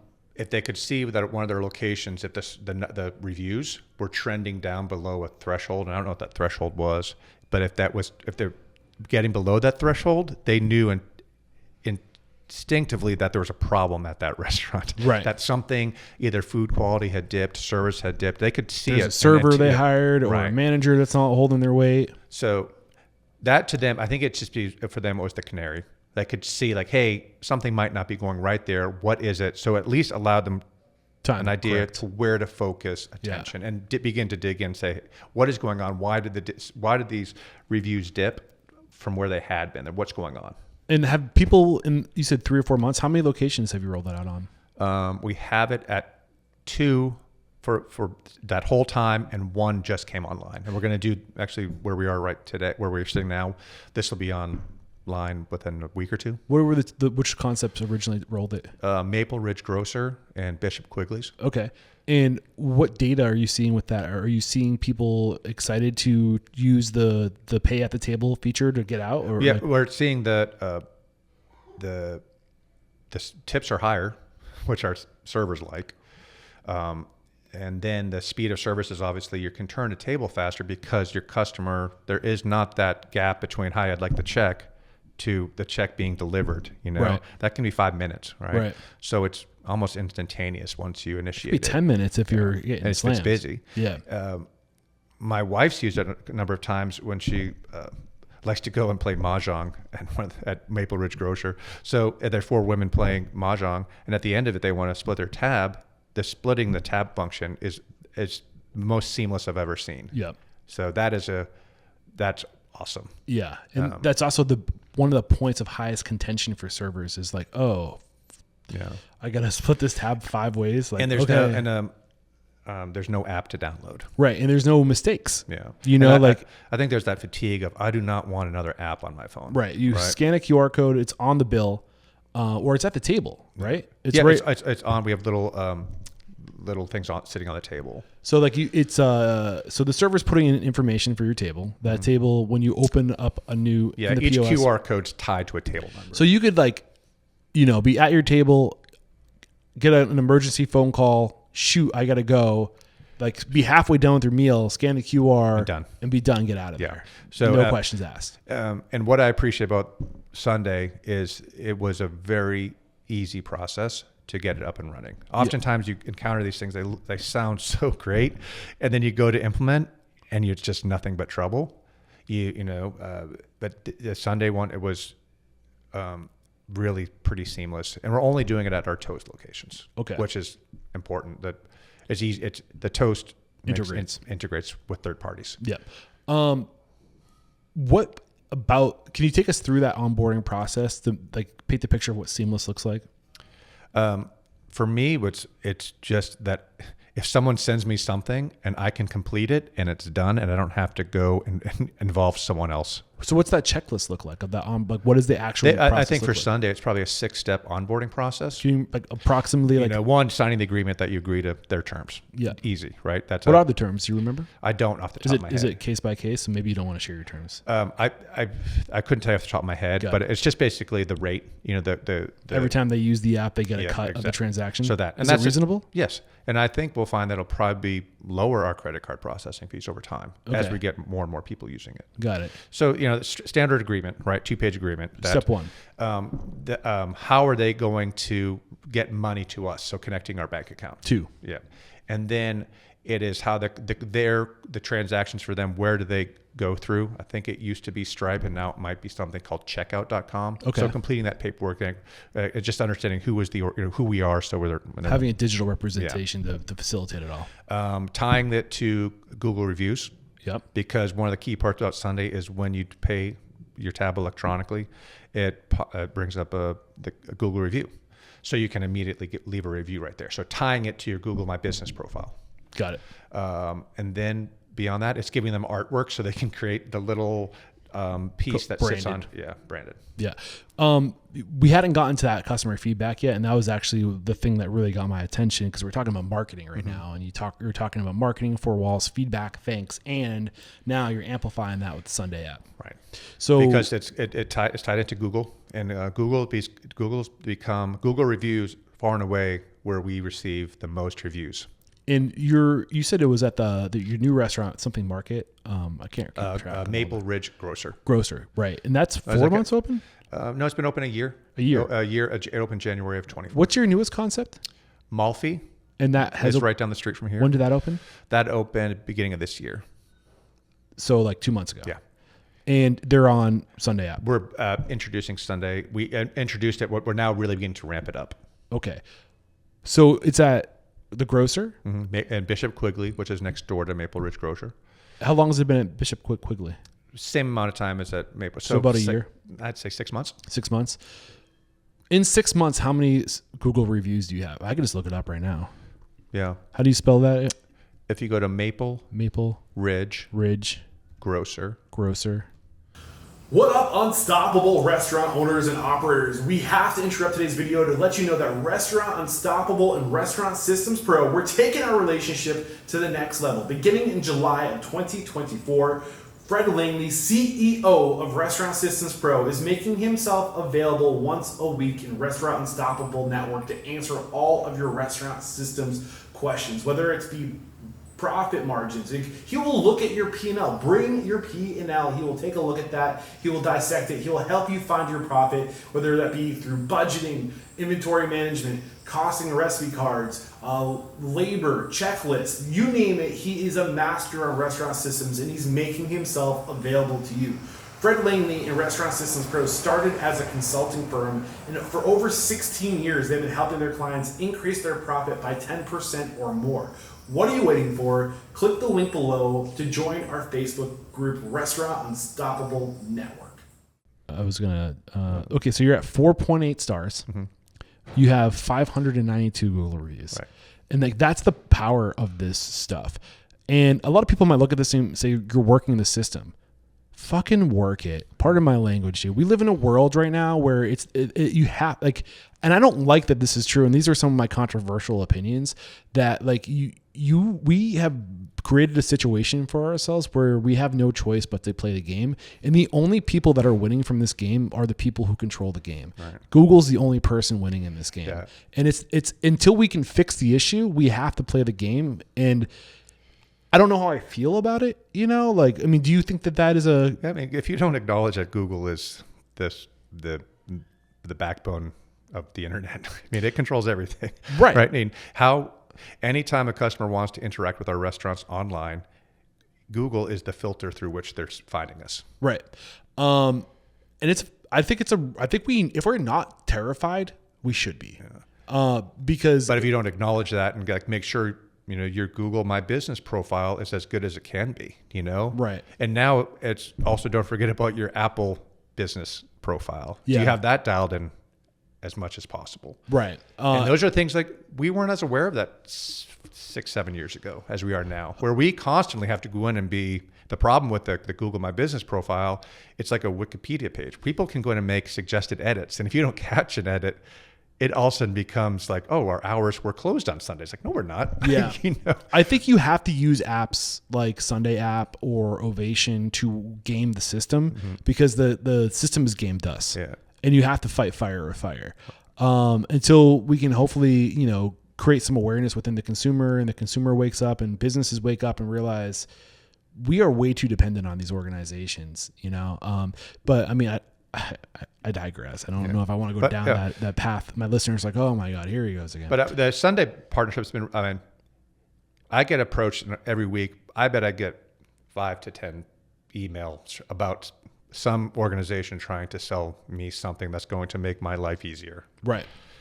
And now Sunday's been one of the ones that's been like, man, this actually has simplified my life. Yeah. I've heard nothing but great things. So I appreciate partnering with people that when they, you know, say the product's going to deliver X, Y, and Z, it does. And it does not, I have so much going on that this was nice that it was not a burden for me to get it launched. The staff likes it. And as I said, I've used it as a customer in my own restaurant. I like it. Right. You know? What kind of feedback have you gotten in terms of like, has this helped you make your service better? I don't think we have enough information yet. It's still the adoption rate we need to get up. I think it's something, one of our goals is to have it become, you know, get up into like 75% usage. We're nowhere near that at this point.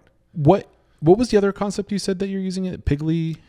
Bishop Quigley. It's our small Irish pub, which is adjacent to Maple Ridge Grocery. How do you spell Quigley? Quigley.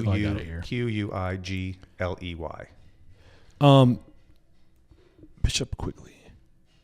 It's just 4.9 stars, 228 reviews. Yeah. I mean, so the way that this works is I think it incentivizes people to leave a 5-star review, right? I think it does. And it's every time they check out. So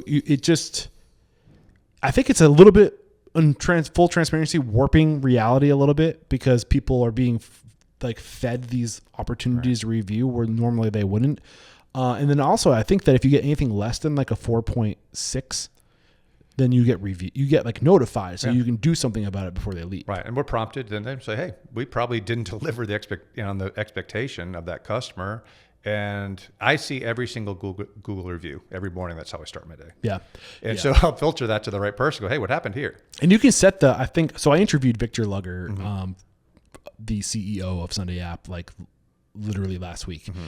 And he said that you can set a bottom line, like say like you can make your bottom line like anything below a 4.6, because if you do like a 4.8, then you're just going to be overwhelmed with people giving you like notifications and stuff like that. But it's a company I'm really interested in. They were first on my radar a little over a year ago. They actually reached out to me to be featured on the show, and I was like, I haven't heard of you yet. I need testimonials. I don't promote tools and services that I don't have like people who've used it say this is amazing.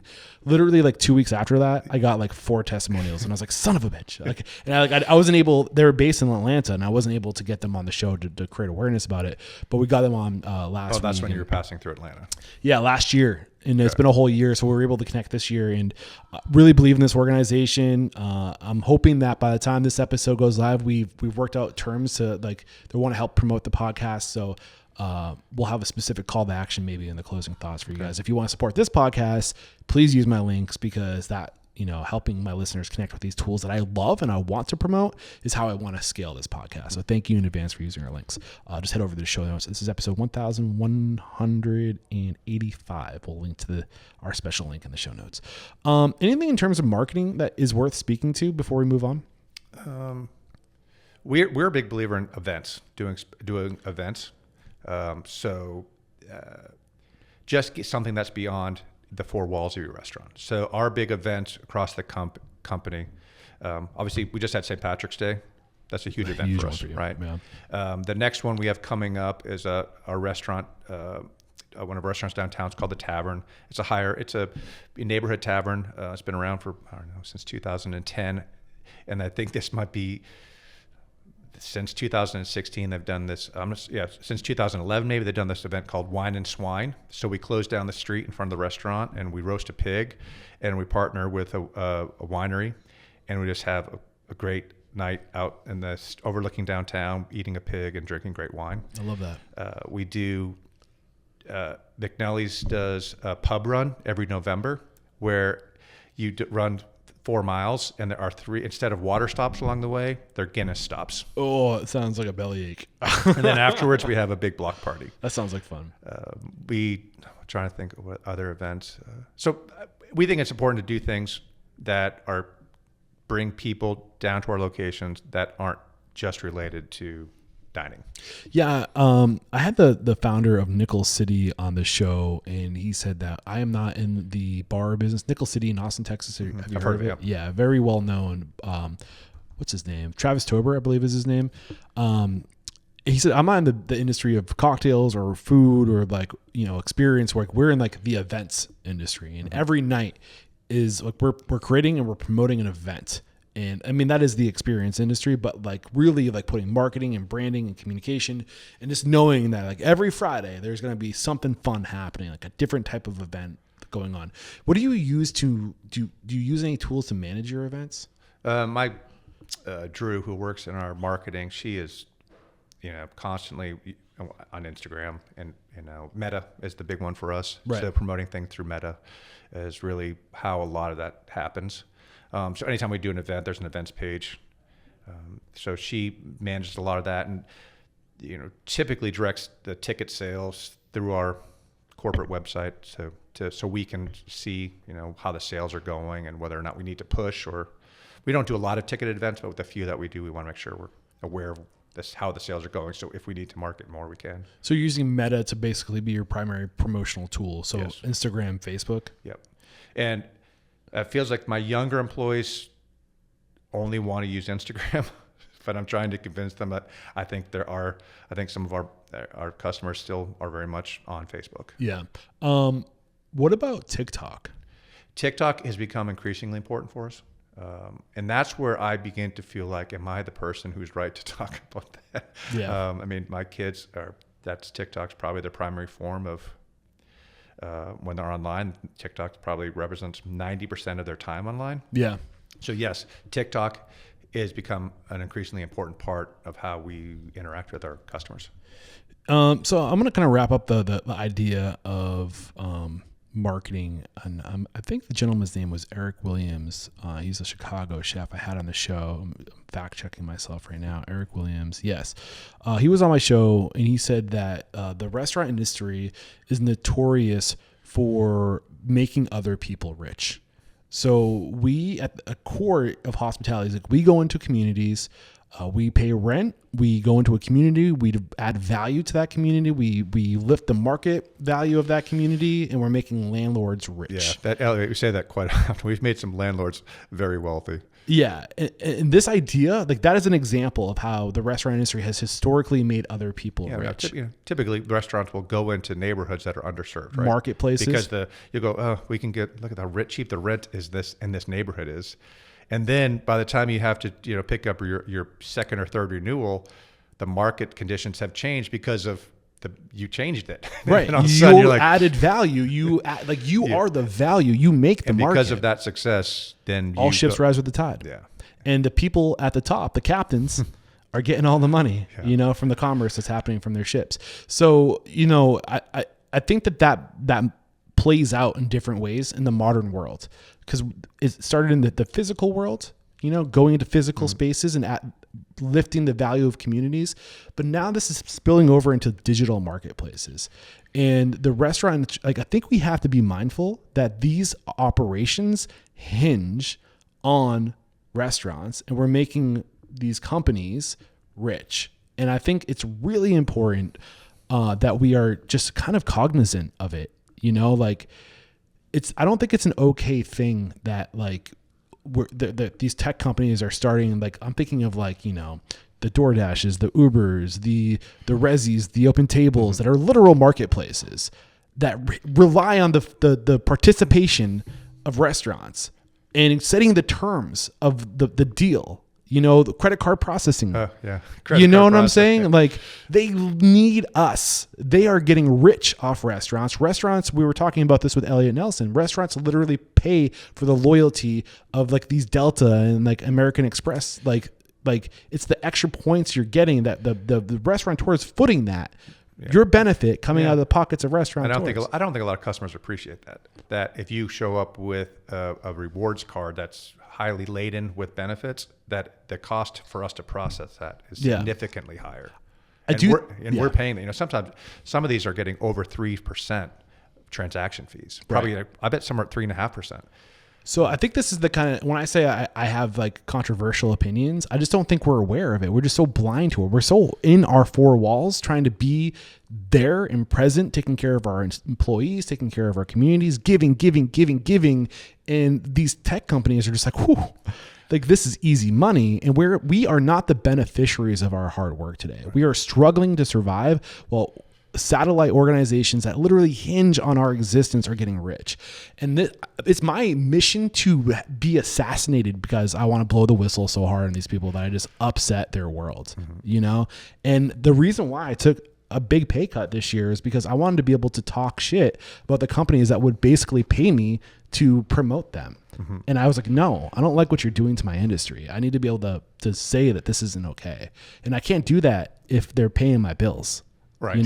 But that is every other influencer out there right now. And this is the reality of what's happening is everyone's being bought and paid for to spin a narrative. And 90% of them are quote unquote influencers that are being paid to say, this is what you need to do to make a living. You need to be on social media, sharing your story, using these tools. This is what you need to do. And the thing that's scary is they're fucking right. You need to do that. And if that's true, if you need to be on a platform to be successful, if you need Google, if you need Meta to exist, that's a problem, dude. A real big problem. And it terrifies me. Sorry if I'm yelling and you have customers rolling into the dining room right now. But conversely, one of our most successful restaurants, we've never once advertised. Yeah. And I think that's the reality that I'm trying to spin is because we are given 100 units of energy a day. And we get to choose where we put those units of energy. You can choose to put those units of energy into your employees, into your guests, into the quality, the relationships with your farms, your purveyors, the enlightened hospitality approach, right? You can choose to put your units of energy into that, or you can choose to put your energies of unit into telling the world how great you are instead of being great. And that's a problem too. Yeah. We need to be focusing on doing better work, not telling the world how great we are. Yeah, back to my point about marketing, if you deliver a good product consistently with you should be successful. Yeah, but sometimes we've had places where it just hasn't worked for whatever reason. Typically location's an issue, right? Sometimes you can't overcome a bad location, no matter how good your food and service are. Yeah. And, I just think that we can be mindful of that narrative that's being told right now. Like Moore's Law, the world of technology is exponentially expanding. It's expanding faster than people can keep up with. And historically, whoever owns the technology is the only beneficiary of the benefit. Like they say they're adding value. Oh, like we're giving you more time in your life. We're giving you more convenience. We live in a pretty convenient world right now. How much more convenience do we need? Like it's all like they're exploiting your human vulnerabilities. We all want more time and more money. And whenever they can pull on your emotional insecurities or vulnerabilities to get you to do something, they're going to exploit that. Like I think I've said enough, but I just think to your point, like it's more important to actually be great than to convince people you are great. Mm-hmm. But it's hard to do sometimes. Right. And it's getting to, it's just getting to the point where people like, you and Elliot Nelson are realizing that like, unless you play the game, you can't exist, and nobody should have that much control, in my opinion. Legal issues. Yeah. Anything to say there before we're getting close to time too? Yeah. We have 10 minutes. You have let me know if you need to start. Did I say anything that could be come back on me? I don't think I said anything particularly controversial. No. Okay. I said legal issues and relative to. I thought you meant like said something that could be. No, I mean I think I said all the things. Unfortunately, this business, if you're in it long enough, you will get sued. Yeah. And some of the lawsuits we've had over the years were so frivolous. But you can't, and low hanging fruit, right? The slip and fall kind of things, and they're really frustrating because you have to. And I've had to do a lot of these over the years, and I've become unfortunately quite adept at navigating these. But you have to realize that you can't. It's not common sense. It's just what you just have to. It's a legal process. Yeah.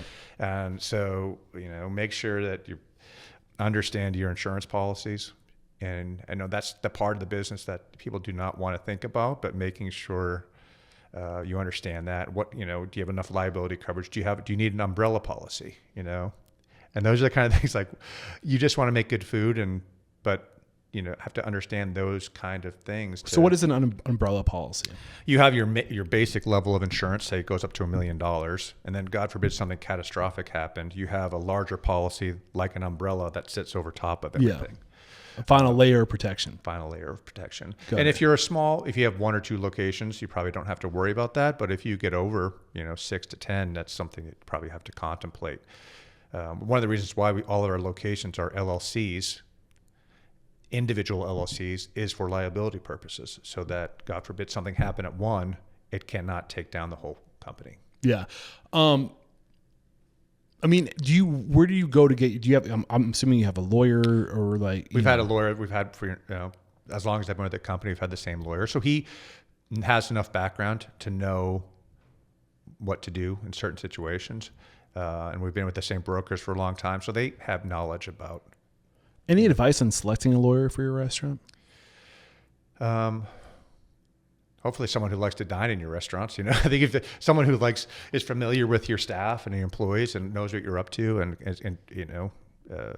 our name's John Hick. He's very much invested in us as a company. So I think he wants to make sure that we're successful anytime we're challenged on stuff. So does he specialize in? He's a litigator. Litigator. Yeah. Okay. So he's done everything from us over the years, from operating agreements to helping us. Typically, when you're in these things, the insurance company decides who represents you. Yeah. So that was a lesson for me. The first time we had a big lawsuit it was over a broken chair, and it became one of these things that snowballed, and it was the first time I really learned. How heavy was the person that broke the chair? Oh, I don't. I won't get you in trouble. But I had. That's the first time I really understood that the insurance companies will do what's in their best interest, not what's in your best interest. Yeah, and that's part of when you sign off on those. When they sign the policy, it's like they can do what. How do we protect ourselves from the insurance company? Is there insurance for insurance companies? I'm not sure, but when they start to defend you, they have the right to decide what they will do. They might seek advice from you, but ultimately they will decide what's in their best interest. Should we have somebody between us and our insurance companies to represent us so we don't say the wrong thing? Oh shoot, I don't know, but this is, so when this incident happened and they ended up settling, I was caught off guard. I thought they would have at least come to me and say, hey, here's where we are.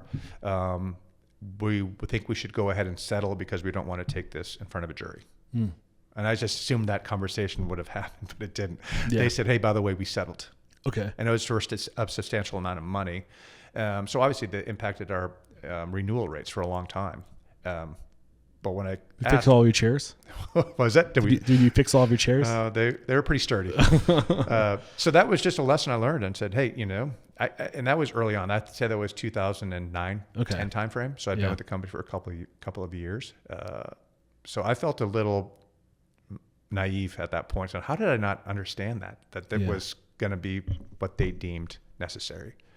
So a big part of legal is insurance. Insurance is a big part of it. Any type of coverage people usually skip on because they don't think they need it that you highly recommend? One is called D&O, directors and officers. And that became more important during the Me Too movement, where people, senior level employees were if they were brought into a Me Too type lawsuit, the D&O, directors and officer insurance, would kick in typically. So that had a huge spike in interest around that time, 2016 or so. So basically the employee is seeing there's an opportunity here, and if I can think of a story, I can bring that to the surface, and this is trending, I'll probably have a shot. Yeah, it's like harassment. Anything kind of in the harassment area would fall under that. Yeah. But I'm always surprised every year when we do our renewal is that there is always a new insurance being offered. It became terrorism insurance was a popular one for a while that you got a lot of notoriety. Right. Then the cybersecurity insurance was getting a lot of, because of all the, so many hacks were happening. So that insurance skyrocketed. It's now starting to trend down. Last year, for the first time ever, I was offered mass shooting insurance. Right. And that's just a reflection of what's the reality of living in America these days that is something that there is now a marketplace to buy. Right. And that's also insurance companies exploiting your fear. Yeah. So you have to understand, you never want to be underinsured, but do you want to be overinsured too? Right. And I always say stuff like that. Like, did you sign up for the mass shooting insurance? I did not. Okay. But it makes you think, like, is this something we need? And it's, I want you to be targeted now. Somebody's gonna be like, oh, we should go there for that. Oh, you did sign up maybe for we it, did. right? Yeah, I think we did. I think we picked that up. So insurance can be overwhelmingly complicated. And I think that is the type of thing where you have to rely on people. I think it's also designed to be overwhelmingly complicated. I think in part it is, right? So every year we have the debate, do we have enough insurance? Right. Do we need a little bit more at this size? So, and that I don't have good advice on that. I just know, like, you need to seek out certain things you have to seek out advice from experts, and just know that there's no way you can know it all. And that's a hard part about being a restaurant operator. You have to know all areas of business, right? You have to understand finance. You have to understand marketing. You have to understand HR. Right. It's a lot. Usually people can become a functional expert. Right. And this is the whole reason why, selfish plug here, I launched Restaurant Unstoppable Network, is because it's getting harder and harder for single unit and multi-unit, 2-3 unit operators to be good at all these things. Yeah, it's challenging. But I do think that, like, we can crowdsource it.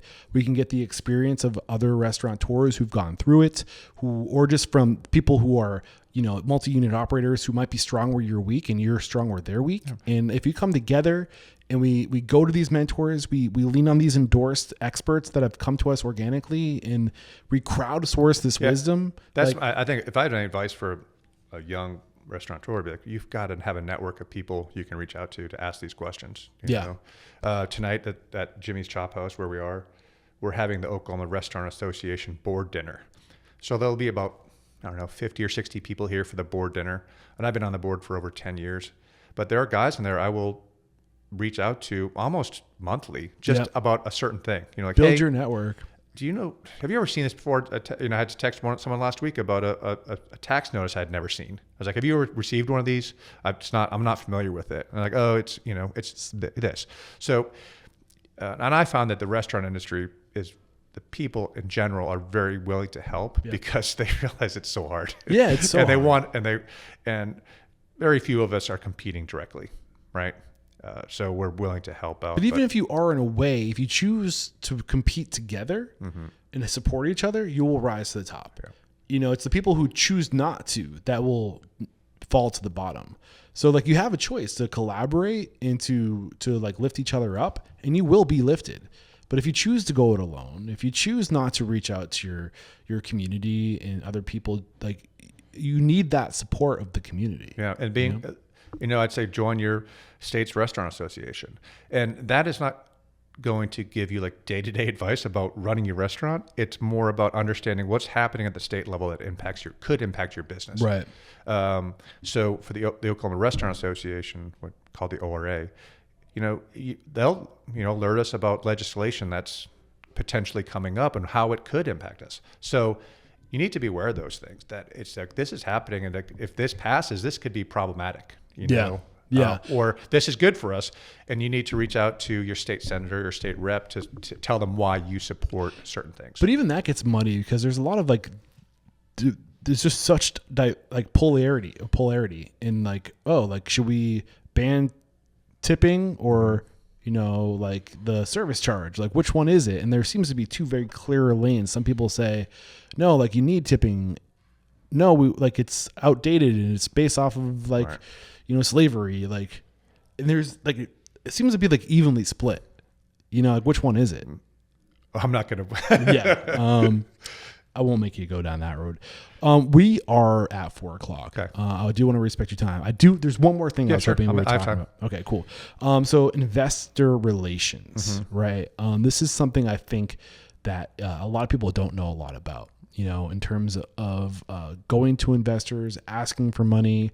Also I think this kind of ties into something that I know that you do here at McNellie's, which is you have equity in the overarching. Yes. So every one of your restaurants is an LLC, but there's an overarching mother company that you all the partners. I don't know. What are your words? I would say I'm a partner. Okay. Right? And we have, I think, 10 or 12 partners who work in the company and have equity. And what is that overarching company? That's called McNellie's Group. And that is an LLC? We would call it the parent company, right? And it is the single member of all the LLCs that are below it, all the restaurants. Okay. So it's, for a lawyer, this makes complete sense. So McNellie's Group would be the parent company, LLC, and then we have the 26 LLCs below. And those LLCs, there's one member, McNellie's Group. Then you own equity in the member that owns each one of those restaurants. Yeah, so we own the equity in it's a little more complicated than that, but essentially at the McNellie's Group parent level. Okay. And we have outside investors who've been with us for years who have that equity in McNellie's Group.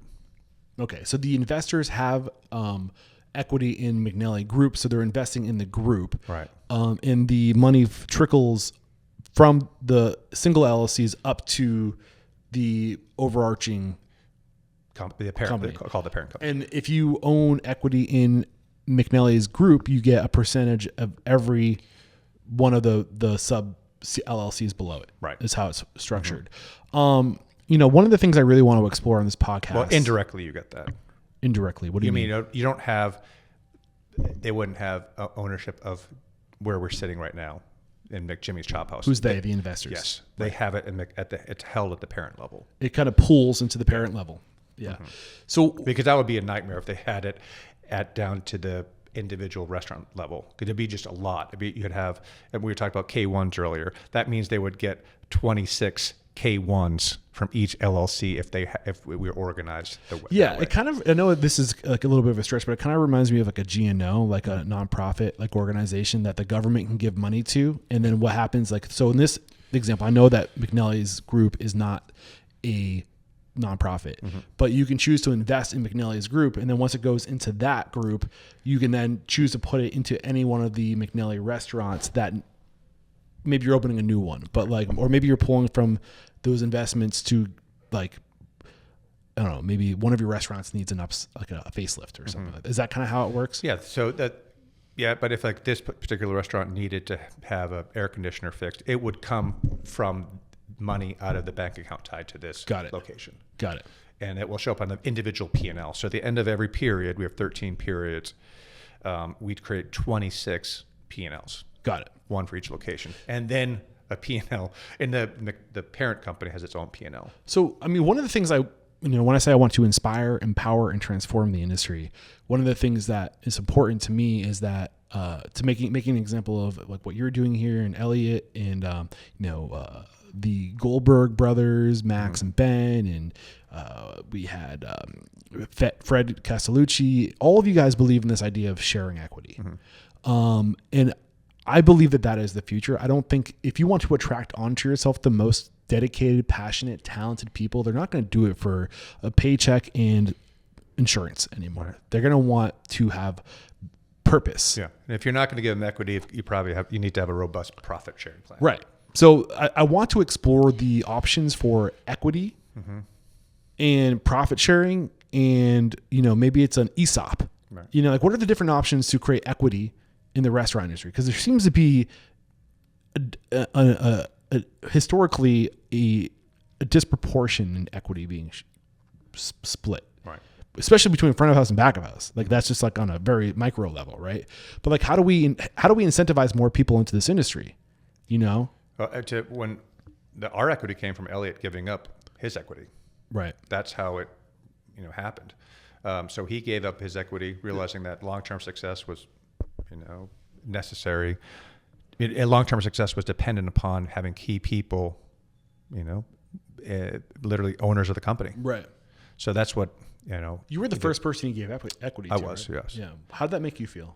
Oh, yeah. Obviously, I appreciate it a lot to know that he was willing to give up his own equity to make sure I had some. But it obviously made me invested, right? That I was like, all right, I'm here for the long term. How did you treat it differently after that? How did I? I'm sorry? Like at this point of like, Jim, I want to give you equity in the business. You said it made you treat it differently. I don't know if it made me treat it differently, but I think it said that I knew I was going to be around for the long term. Right? So that sealed the deal for you. Yeah. Why is that so important, you think, to get people to stick around for the long term? I just, being a partner, it has a different mindset, right? When you walk into a place thinking like, I am an owner of this, I think you treat things differently. If you're walking up and it's dirty outside, you're like, man, that's not a great, this is hurting my wallet right exactly, now. But it doesn't affect your paycheck if you're just getting a check. Like it doesn't matter. But like all things, doing the equity, it's complicated, and there are tax consequences, and you have to spend a lot of money to do it, to set it up to. So I think there oftentimes there's a reluctance to do it because it's not really easy to do. You need a lawyer. You need a lawyer. Yeah. You need to understand. Like for us, when we did it over 5 years. So we would do it in grants of 20%. So because we didn't want to give someone the full equity stake and then have them leave after 1 year, right? So part of it was a retention. Said we'll do it over 5 years, 20% a year. So here's your total equity partner earning, and over 5 years you're going to reach maximum potential over 5 years. Yeah. So if you want to leave after year one, you got 20% of the equity that we granted. So, say 1,000 units, you could walk away with 250 after year one. Got it. So keep on going along that vein. You need to have a lawyer. I'm sorry, I said 250 units meant 200. But you need a lawyer involved because you need to have a documentation of that agreement. Then you have to make sure at the end there are tax consequences also because you are giving something of value, so you have to account for those taxes. Right. And so then that is where you have to be with an accountant to understand. Okay, I'm granting them 1,000 units of 1 million units, or whatever the baseline is. What is that worth? And it's not like a stock on the EBITDA. Yeah. But is it EBITDA? I mean, yes, it might maybe value on EBITDA, some kind of multiplier of EBITDA, but it's not a liquid stock. You can't go and sell it in the open market, so there is some kind of discount that you would say for tax purposes. Got it. What is this called? Is there a specific name for the structure you guys used, and what was the inspiration behind it? I don't think we have a particular name for it. It's just, equity ownership. I don't think there's anything too crazy about it. Yeah. But I'm sure the first time we did it, we had a decent sized legal bill to make sure we're doing it correctly. And then from that point forward, we'd have a, kind of a boilerplate to use moving forward. And then the accountant. When you say boilerplate, you're talking about like a template? Yeah. Okay. And then moving forward, we had to have our, the accountant during each year of the grant of that 5-year period, make sure we did a gross up check to these employees for accounting for the value of those shares that they received. I'm not going to lie. A lot of what you're saying is going through one ear, not the other. Because I'm just not really like this. I think a lot of people feel this way because I just don't really know this stuff. Yeah, so every year you're getting 20% of the units, and those have value, and you have to account for those because. So you need to show on your taxes that you've gotten this additional equity value in this asset. Right, and you have to then pay taxes on the value of those assets. And then I'm assuming that McNellie Group helps its partners find the CPAs that can help. Yes, so, and we at this point we haven't done a grant in a while, so all those have vested and they all. So we haven't had to do that in a while. Is there a reason why you stopped offering equity? Did you reach a point where COVID, it was in particular? Yeah. A lot of the grants happened pre-COVID. Got so and post-COVID, it's just the focus is still on getting back to. I think we're finally feeling like we're out of the haze of COVID. It's been 5 years, but there are still that leg. It doesn't feel quite like it did pre-COVID. How much should we budget to be able to hire a lawyer to be able to set this up? I would say $10,000. $10,000. That's not too bad. An ESOP is like $100,000. Yeah, ESOPs are incredibly complicated. Which is so counterintuitive. Like you're trying to create this thing to make a more equitable world, and it's out of reach for the people who need it to be able to build. You know what I'm saying? It's like and ESOPs. Like a lot of stuff, they were a big deal 25, 30 years ago. They're a lot of companies did ESOPs. And then they kind of faded away. Probably because it was so expensive to get started. I feel like they're coming back again. But ESOPs are more, I cannot talk intelligently about an ESOP. Yeah, an ESOP ours is not an ESOP. Yeah, it's an employee stock ownership Right. program. So an employee stock ownership program where like basically the employees can purchase stock and literally treat it like they own it because they have equity in the business. There's a lot of options. I think it would be really cool to kind of explore all those options someday and to help people figure out what makes sense for them. And I think, there are pros and cons to the equity part. It's, people being able to say I'm a partner is psychologically is a big motivator. Yeah. But I think sometimes if you can't do that, or you don't want to go down that path because you find it to be too complicated, you don't want to worry about the tax implications. Have a robust profit sharing plan, and spell it out at the beginning of the year, and let them know that you might have to you might change it year to year. Everyone's bonus plans. No one has a perfect bonus plan. Right. Even the best companies in the world are often tweaking bonus plans based on market conditions. But I think it's important for an employee to know at the beginning of the year if they hit certain metrics that they will be rewarded for that. Right. And and they'll have an idea of like, okay, that's a sizable amount. How I show up will have an impact on what my potential earning is. Because if someone's is really good, you need to reward that person. And I think sometimes in this industry that people can be too short-sighted. Yeah, I think it also teaches them the game of the business, and also like, are you familiar with Jack Stack's The Great Game of Business? Mm-mm. Great book. It's just this idea that like what our job is to teach our employees. Like open book management came from Jack Stack's that book, The Game of Business. So we're very open with our P&Ls. Yeah, but you need to give people the scorecard, right? The KPIs, and then when you the profit sharing is the reward of understanding the game of business. And when you understand, like when you share it to that level, the open book management, then being able to like win and to take home your trophy, this additional profit that you earn because of your hard work to work towards moving the KPIs. Right. So, but I would say if you're going to do it, you have to have metrics that everyone understands. You need to, 100%. And each restaurant depends what that is, and ultimately it's got to come down to, for us, we have budgets. We have labor budgets, we have sales budgets, and we have cost of good budgets. So if you're, on those, you will be rewarded. And if you're under. Yeah. What can you do, Right. If you're not hitting those budgets, But the cool thing is you open your mind, you open up minds, because now people have a reason to see things and look for ways to do things better. And when you open up the dialogue between you and your frontline employees, they might have a recommendation or an idea to improve a system or a process that might shave 1%. And if you don't incentivize them to explore the ways of efficiency, then they'll never turn it on. Like they'll never kick into that next, like they won't tap into that frontal lobe to figure out the problem solving, because why? Right. I wouldn't take it for granted too, the financial literacy of some employees. They might not really understand what goes into a profit and loss statement. Right. And if you're assuming they really understand it, that's, I think it's on the operators to say, this is what it looks like. Here's all the money that came in. Here's all the money that went out. Here's all the money that's left. Yeah. Jim, this has been a lot of fun, man. I want to respect your time. We're 15 minutes over, so I'm going to ask you a couple wrapping questions, 3 questions, and we'll be out of here. The first one is, what is something about your business, a system, a process, a procedure that makes you truly unstoppable, the organization? It's without a doubt our people. Our core group has been intact for 15 years. Wow. And that's really unusual, right? That's really impressive. Congratulations, man. The mission statement is to inspire, empower, and transform the industry. I think we're going to transform the industry by transforming one individual at a time, our listeners, helping them evolve and transform personally. How have you personally transformed? How are you a better man today than you were when you got started in this industry? I think I'm very good at knowing that I don't know a lot, and I'm willing to admit that. Yeah.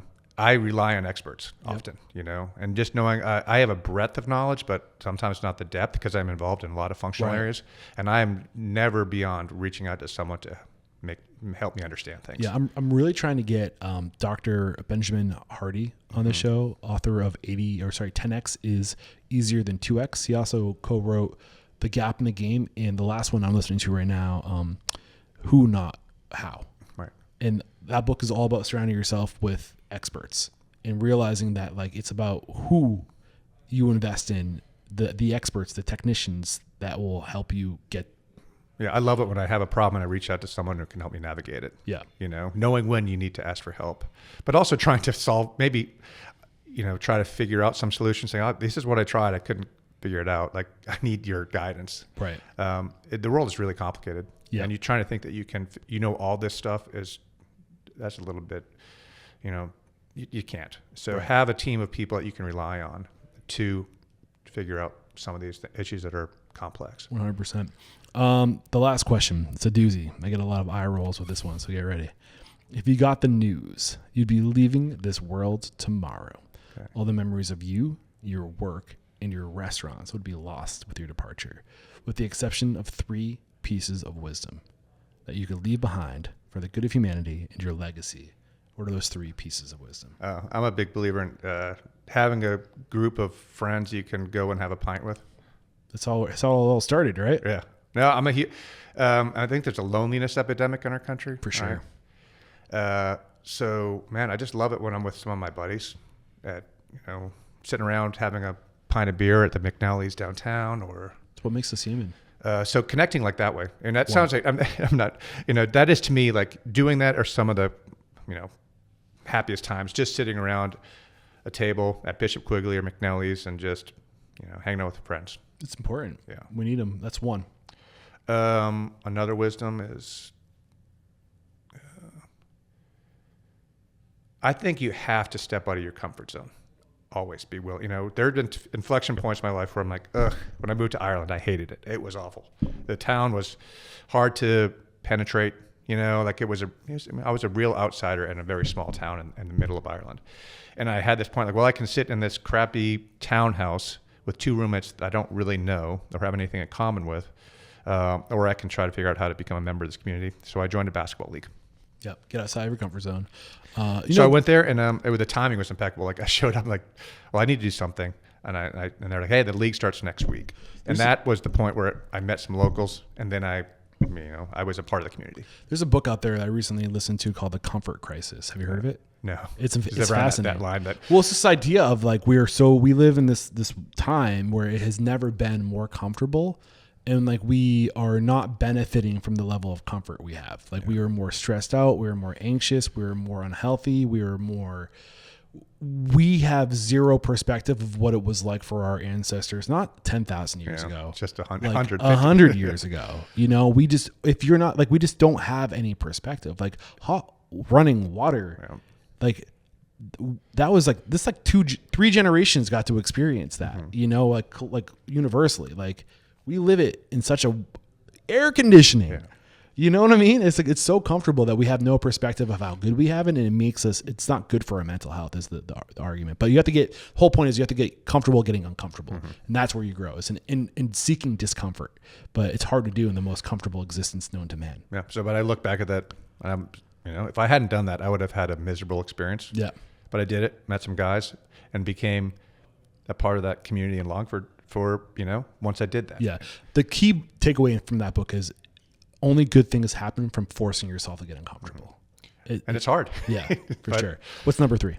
I'm a big believer in you got to go spend time in other countries. Yeah, perspective. You know, I mentioned my time in Ireland. I lived in Spain. My oldest daughter is studying abroad in Madrid right now.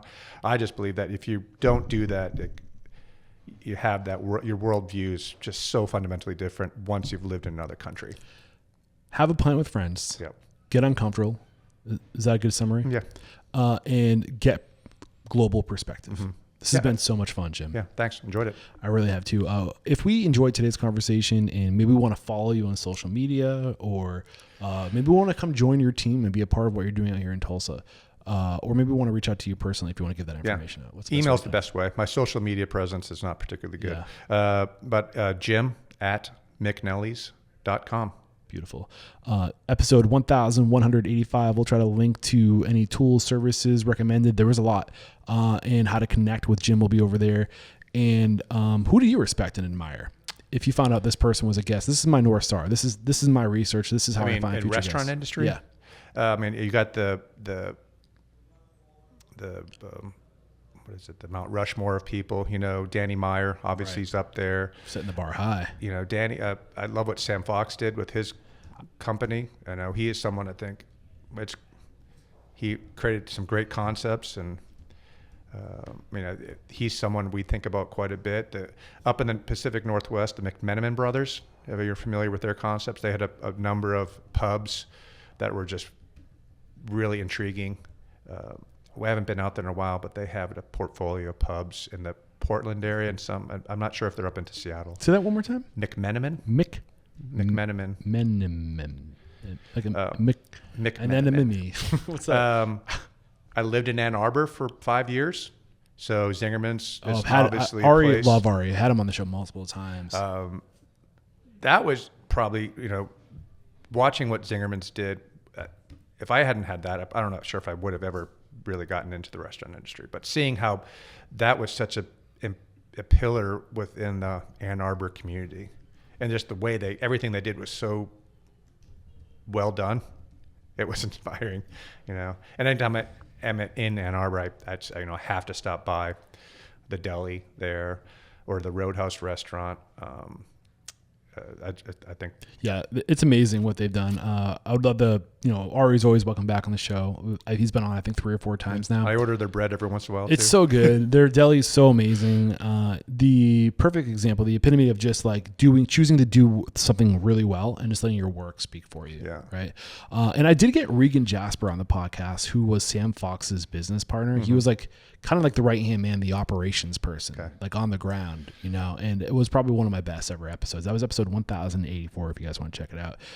Love to get Sam Fox on the show. Danny, you're always welcome. The McMenamin brothers? Yes. Portland, Maine? Portland, Maine. I looked Maine or Oregon? Portland, Oregon. Got it. They have I think one of their concepts, it was an old school. I think it's called the Kennedy School. It was a neighborhood school that they converted into a boutique hotel that has a couple on-site pubs, and then there's a pool there that's open, obviously for guests, but also if you live in the neighborhood, you have access to it. It's just really, really incredible what they did. I'm hoping to make it out there next year, so yeah. I'm going to make sure that one gets to our list. This is where I say thank you so much, Jim, for taking the time to share your story, your knowledge, your perspective, your values. I literally cannot do what I do without people like you. You make my work possible, and this is where I say thank you so much. There is no questioning. You are unstoppable.